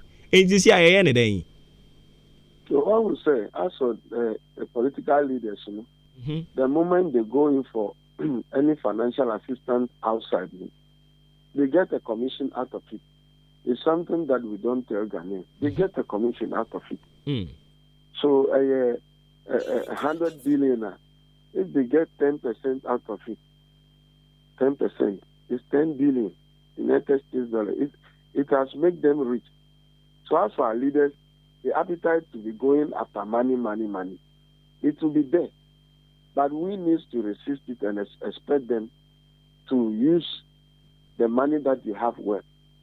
And yes, sir, for them going for this IMF World Bank. Before you realize, now government needs to hire a bank to do something, and the bank is taking maybe 3% and now 5% as a commitment fee. Then government needs to look for somebody that will be doing financial engineering. Then at the end of the day, government is taking like 10% of the money, and these are their own people. So I see. That is what has been going on. Nana Ado's time, I'm talking about. This is what all of them have been doing. And to going for money elsewhere, we will always have a very appetite to be doing that. I see. All right, so the final question, and so they say, a bit more call it the head of a finance minister. Say a bit to me, wababe born home wedding, but baby, your dear see no, Kamia say, a wedding no a pim, it can get to me and company sano. Almost so stress are dreaming, one way are dreaming. Well, if it's a serious country, the way things are going, things are bouncing, and the economy is fluctuating, he should have resigned himself. And looking at his health condition too, it's not too healthy. So why wouldn't he resign? I do even need the president to sack him. Things are not well, and the finance minister is aware that things are not well, and so he should have resigned himself. I see. Yes, no quite the own person no one resign him. If you resign, you still have a very good record. I see. But if you have been sacked, that's a bad record. Okay, Reverend Ma yena si anopa bibi ni ebesa baby. Miss with that city. All right. So yani Reverend Dr. Samuel Wolanyo Mensa oye economist ene ne kwotwetwe enkomo no me pa chawa me fa we ntwam na afi me monitor te me ma okwan na so bra mu bi na yenye ne yen sorry so ano herbal bitters ne capsules e de enuru ahodo no ade abanti se koko na etete wo wo kompem wo ntimi nya wadwuma usisi yo ya de tofo na wo fa obe de ama nipa nyina te wonka enam nyare wa ahodo bi no akosese bia ye kanfo ano herbal bitters ne capsules ne de ama wo oba ukwa fikyira obi abete wonka wonso so me kanfo ano herbal bitters ne capsules ne de ama wo adwapade no mema no e na aka koma fo aye aye se nkuruma na ababo ande ne nam social media ne so no wanim begu asepa mpacho ma wonsanka no herbal bitters ne capsules no ebi EK Asimim Drug Store achim odan Old Town Zango ho no mo ene ye wo me pacho koto aduro ni bia number we na abefre na kwankyere bia wo ho no wage 0541 210227 0541 210227 baby ayeton bibiduro bia no kwa onsa ebetumi akabi na nyankopon ya adom a wokyena dwumadie kase bi ebeba so ewo achim odan Emmanuel Presby Church achim odan Emmanuel Presby Church nyankopon ya adom a wokyena achim odan Emmanuel Presby Church ho no eye Amazing Training Foundation omo no mo ba be di dwumadie kase ewo ho ya hyehyɛ niema makoma edunan a ye be kyerɛ omanfo na ne tie ne sɛ abrabo we no yɛse obi bɛboa mo asu a ɛnte sɛ wankasa wanya abotra a wusu me pa kyɛw pɛ biribi na ye fama wo ho na me di politician akyi mɛbɔ obi suma ma no mɛyɛ we ama no untumi nya saa ankosi awieye politician wacha mfie nwɔtwe wacha mana boro so ɔyɛ MP wacha 16 years 20 years ɛyɛ untumi nkɔ biom ne manfo ne bɛpam no wonso so de wo benyini ache nti wo se wankasa wo pensa no adwuma bi ye wo se wotimi ye biribi de ma wo ho a eno no gisi yakun de ne na to atwa ba se obi se me die afiri wo nsa me tete wo no eno no nya de beba so eno nti na me kamfo eye Amazing Training Foundation wo mo defua ba ko de asi ho no mo se wo de be ye ntete ye de ama omanfo obekire wo se ne ye organic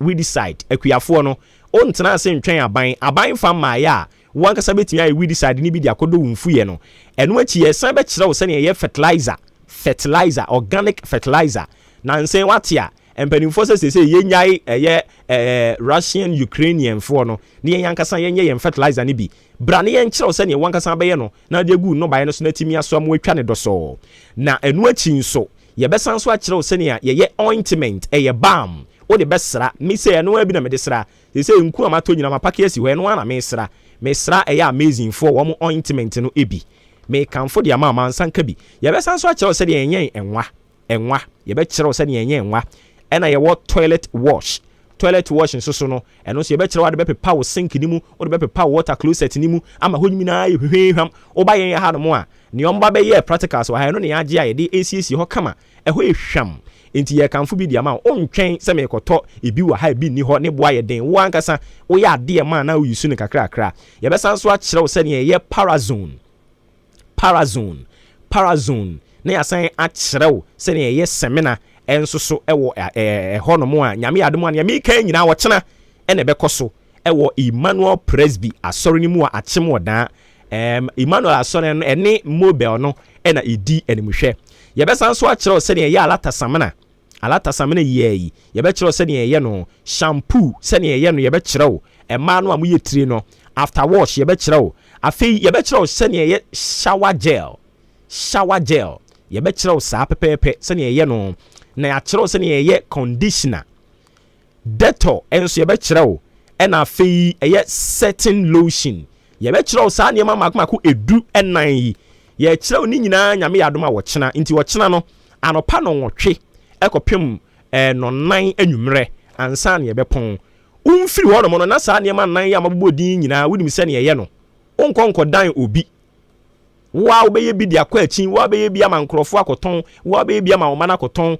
ama wo nso so nsa timi akɔwa no mepakyɛ wɔ ntina fie nka nkyɛm sɛ adwuma ni hɔ wankasa nso bɔ wo ho so wode w'ani tu obi so a obɛbu abam te sɛ obema de bia onsa besi fam pe bibi ye fama wo ho me pa cho number sini ye bia na oteka mu a wusi fam 0244 85 81 10 0244 85 81 10 sa wo fresh a number we ya obema wo code opani ni bema wo code sa code na nyame admo ochena de beba na se e bia na won so no wo dia wo sisi ya uni credit ya wo de be frɛ number na me bɔ ye no na ochena wo betumi ababia na mpacho an onsusu betumi ababi se wo forms ni bi se wo ni bie ochena wo so betumi aba na ochena no oba forms no ye ton bi wo ho ntu no abegye wo de kama no wasua saa ne ma edu enan ya mabodin ni nyina no umfiri dwumadie na se ochena no na obetumi aye ni nyina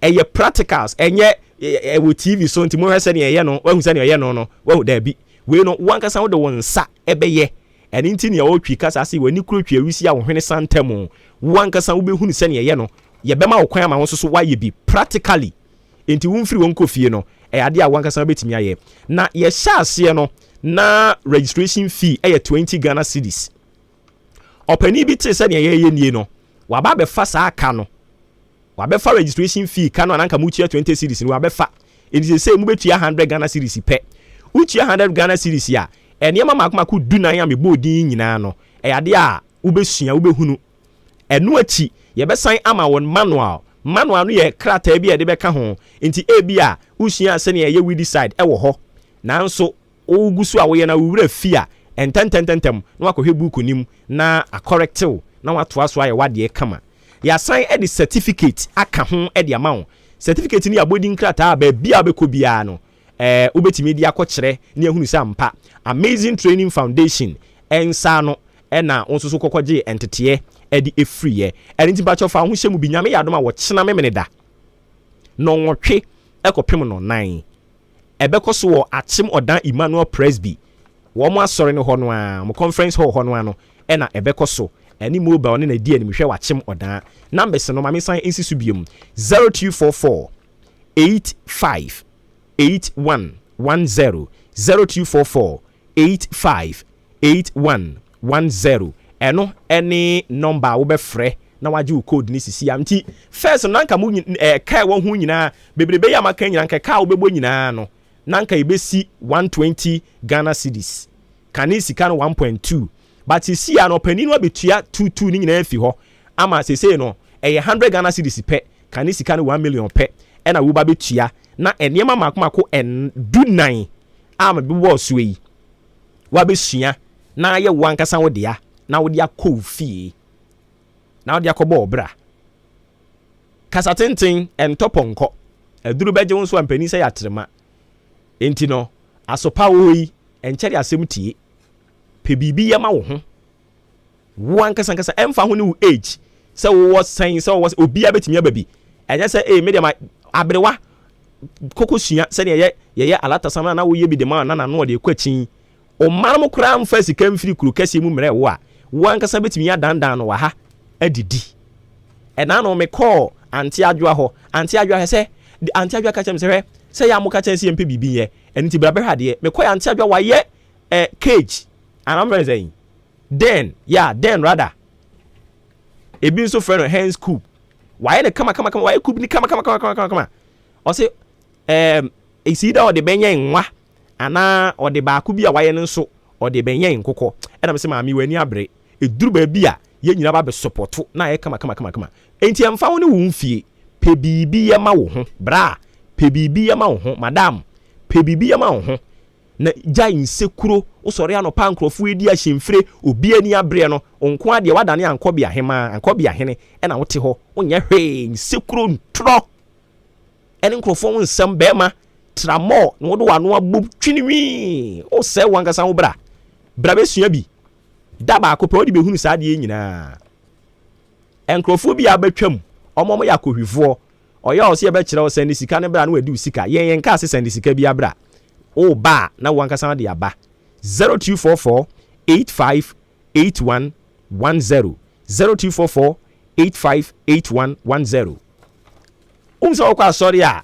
yɛwɔ announcement bi wɔ hɔ no mu ayɛ na yɛgyae ma Dickens ne Elders no nea wobɛhunu sɛ rampi mu asiedu ɔsɔfo panin no ankasa ɛtiatia ne kyakya mu abɛtwe ne space ato ne hwene so na waka no na kyerɛ sɛ adeɛ ɛho hia paa ɛno nti wɔyi a me ankasa magye agyina mu a meka no na kyerɛ sɛ ɛho hia ɛno nti mu nyina momfa mo ho anyi mu bi ɛbɛboa mo mebakyɛ baabi a yɛduro no yɛma ɔkwan na wo nso so ɛbrɛ mu bi na afei yɛnyɛ ne yɛnsɔre so na yɛnkɔ yen enim. MP3. Fellow citizens, I ask you to be citizens, not spectators, citizens, not subjects, responsible citizens, building your communities and our nation. Let us work until the work is done. We say oboba obo adwuma nyame nhyira pa na me MPP ni. Na so say de eniema nko yie ye frɛ me bedman yate na wo bedman wo MPP ni because if you offer kasa de man DC wana and now MPP no I disappointed na wa switch I see mate obi say na National Cathedral sika no omo boso ebribe mu amebobo odi ni be akasa free kasa free akama boabo mpacho yinti o obo ni nyame adwuma amen nemo yes, Dana for Nankasa, you problem, papa. Well, American Macanese. I said, there be Americans. I don't be American, Mr. Goldman, or Cassidy, you can say, hey, the cell will be I drink, say, or Mancasa, no more new people. I'm off with Yan, I own my train, I got it, so many my diet. And I hear Casa, you try again. You can't, you try again. And also, yet you need the police for better to tell guys now that they were. I don't think that no go buy and say more and we say be can. Well, we are so many bit in the almost echo. Now, just now count down so quietly. They come up with you, so they will boba, chat more down, it came from my papa. One cast of you, so they will be so I'm over the name of saying, I want to see me and take a couple of cases, Missiana.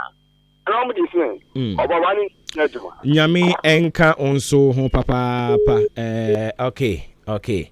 Enti eno nso ho asem no we see a friend Ben is that also otie en live achima sene ye da se me ba cho odi be akase free ba cho your friend Kofi Apo kasa free achima yiri eja pa yenti o obo ba mpa cho o mo se Ghana card no bank for no se ye me ba cho o de link to o account no se ne be ya o call bank bi e no na o de be di dwuma yo obo ba me da fi obo ba na do de wa be ha e pa Abe high. Ghana cardi. Bebre nibi. Oh. Sana the same thing oba ya pa kwasindum. Oba ya yamafo yesika nyina asima besina. Yen san kan edi. Be say sa Ghana cardi ne ya edibi no. Yesi bank for some di be di sa adwuma. mobile money for us to say one find one register so which me e ka why na na de church one or ba so ba be gu enuma na ya for ne wa be kire yen already you na nye yate yo no ba gu ha konta wo nyame ani yada se communication officer atuma you be Kofi Apo me da afi yo yate Kofi Apo and now you hwehwe na wo nine so o deputy ne ba beje wo ba jo di ni obi akase free e mo asa ma kekebe yenti wo ya bo a gaga me se me kan ate ye me ka tere me mo fone se amo so yo se ti ho fo se amanyo fone discount mo da ya ji na ye ma ya o ji so na da koto ediane na wadi ye wi di we se besa na wo puntu juma bia nte na ba sa na ba ka se nya na me ma o nya sa nya me ma o na fe koyen sem no ha be brenzi en so yen okay me da se bebre but you di be ka se free hello oboba eja prince anase ne fu anim oboba ajoje ni at one chain fache me you oboba na mi onshirawo oboba ma mi tia bedman na mi tia and abiba big one ndc fo nyina Mr. Denvine chama mu ni mi tia bibia oboba me pesa me tonju bi na me se obetimi aye promoter ama me ana obetimi ama ya promote me a oboba me pa cho me ndum na me tuni nda na pay se covid sika yo na do we di covid sika yo ekufuado we di kai champion oboba adan na Ghana for yakoto abanu ye ho sa poso na yimu oboba me ka kire Ghana for se sa yi levi adi e beba no na wo mo defe ni pasisi e wo mobile money phone wo sa fe de mo to opeda aban we ya ban a on kan kore from day one ye ka se we e koto be kun ba ban Ghana for mama ye fa ye ho nto aban boni we su because aban we ni ade papa bi ade ma Ghana for enti mama ye nto aban ti aban boni we aban fo we 2024 yate ye fa gonja soldier e sram soldier ta don mama ni mama en fa ni media de oboba ana fe me se me kasa oboba mi ra ho artist of the year that's it bebre for coming through with yours. And okay, so we donations and for amiki ahead of the construction of the National Cathedral, and we know a date back 2018 to date. Into our Evangelical Church International, Oma donate 5,000 Ghana cedis. Christian Action Faith Ministry, Oma donate 100,000 Ghana cedis. Perez Chapel International, I donate 48,200. Fountain Gate Church, Oma donate 15,000. And Harvest Chapel International, okay, Fountain Gate Church again, 5,000 Ghana cedis. Harvest Chapel International, 15,000 Ghana cedis. Mana Mission Church, 5,000 Ghana cedis. Breaking Yoke Ministry Church, 100,000 Ghana cedis. Christ Apostolic Church, 25,000 Ghana cedis. The Lord's Parliament Chapel International Church, 5,000 Ghana cedis. Fountain Gate again, Fountain Gate Chapel, 4,842 Ghana cedis. 50 pesos. Eastwood Anaba Ministries, I donated 9,685 Ghana cedis. Precious Seed Chapel International, Precious Seed Chapel Church, 1,500. Perez Chapel International Church again, 55,000 Ghana cedis. Revival Restoration Center, 2,000 Ghana cedis. Accra Ray Church, 15,643 Ghana cedis. 80 pesos. Power Foundation Church, Oma donate 200,000 Ghana cedis. Sorry, afumeni so. Okay, Accra Ridge Church of Pentecost headquarters, Oma donate 200,000 Ghana cedis. Power Foundation Church, and so 3,000 Ghana cedis. So it goes on and on and on and on. Mitimi we list na kamepe. Na ubehunu o church. Banner of Grace Family Chapel. 5,000 Ghana cedis. Congress Chapel International, Oma donate 1,000 Ghana cedis. Southern Ghana Union of SDA, almost donate 200,000 Ghana cedis. Presbyterian Church of Ghana, almost donate 200,000 Ghana cedis. National Clergy Association of Ghana, 10,000 Ghana cedis. The Church of Christ Spiritual Movement, almost donate 5,000 Ghana cedis. Holy Love Temple, almost donate 500 Ghana cedis. Action Chapel International, almost donate 200,000 Ghana cedis. The Great Commission Church International, almost donate 1,000 Ghana cedis. The church, the Methodist Church of Ghana, Sehubekwai Nkwa, almost donate 10,000 Ghana cedis. Assemblies of God, Asante West, almost donate 10,000 Ghana cedis. Presbyterian Church of Ghana, Kumasi Presbytery, 50,000 Ghana cedis. Women in Ministry International, almost also donate 1,030 Ghana cedis. Ebenezer Methodist Church, Bantama, 5,000 Ghana cedis. The Ghana Evangelical Convention, Kolibu Assembly, 20,000 Ghana cedis. The Great Commission Church International, 1,000 Ghana cedis. Maranatha Evangelical Ministry, 10,000 Ghana cedis. Christ Apostolic Church International, 100,000 Ghana cedis. The Church of Pentecost General Headquarters, 500,000 Ghana cedis. Salvation Army Asante Central Agona, 2,000 Ghana cedis. The Great Commission Church International Medina, 1,000 Ghana cedis. Triumphant Baptist Church Kwadaso, 100,000 Ghana cedis. The Ghana Baptist Convention, 20,000 Ghana cedis. The Methodist Church of Ghana, 100,000 Ghana cedis. The Great Commission Church International, 1,000 Ghana cedis. And then the final one, Mid Ghana Sector Ghana Baptist Convention, and so I donate 30,000 Ghana cedis. Na omo chere say donations e buy ni nyina na me dia sorry so no. Sika yenya sisi at the National Cathedral. Total amount in project fund 31 million 747,988.16 pesos. And only sika yenya for the National Cathedral. Openi of this asemi betu dwa Apostle Professor Opoku Onyina, Chairman Edema Board of Trustees, National Cathedral. Yankwai ana wada o baba yo me so nkom ba bia wada asembe nkure ni kwa pombo ko de wasa ba bia mu mi producer no wada adagu me so e fra bobo free am afunya nkopon ya dom a ye be hia Monday obi ahwe ne ho so yie wo hwe ho so yie Yesu be wetimi nyini che ne ko yie bo yaba so ne anko yie ti ase man se nipa na efom eni ti ko be ke me de a che no enipa enso so na e de che kwa ku yenko anapa no ndu about minute 9:10 for adishimama eyense ma do beto ye wi apem to be akan kasemu na impo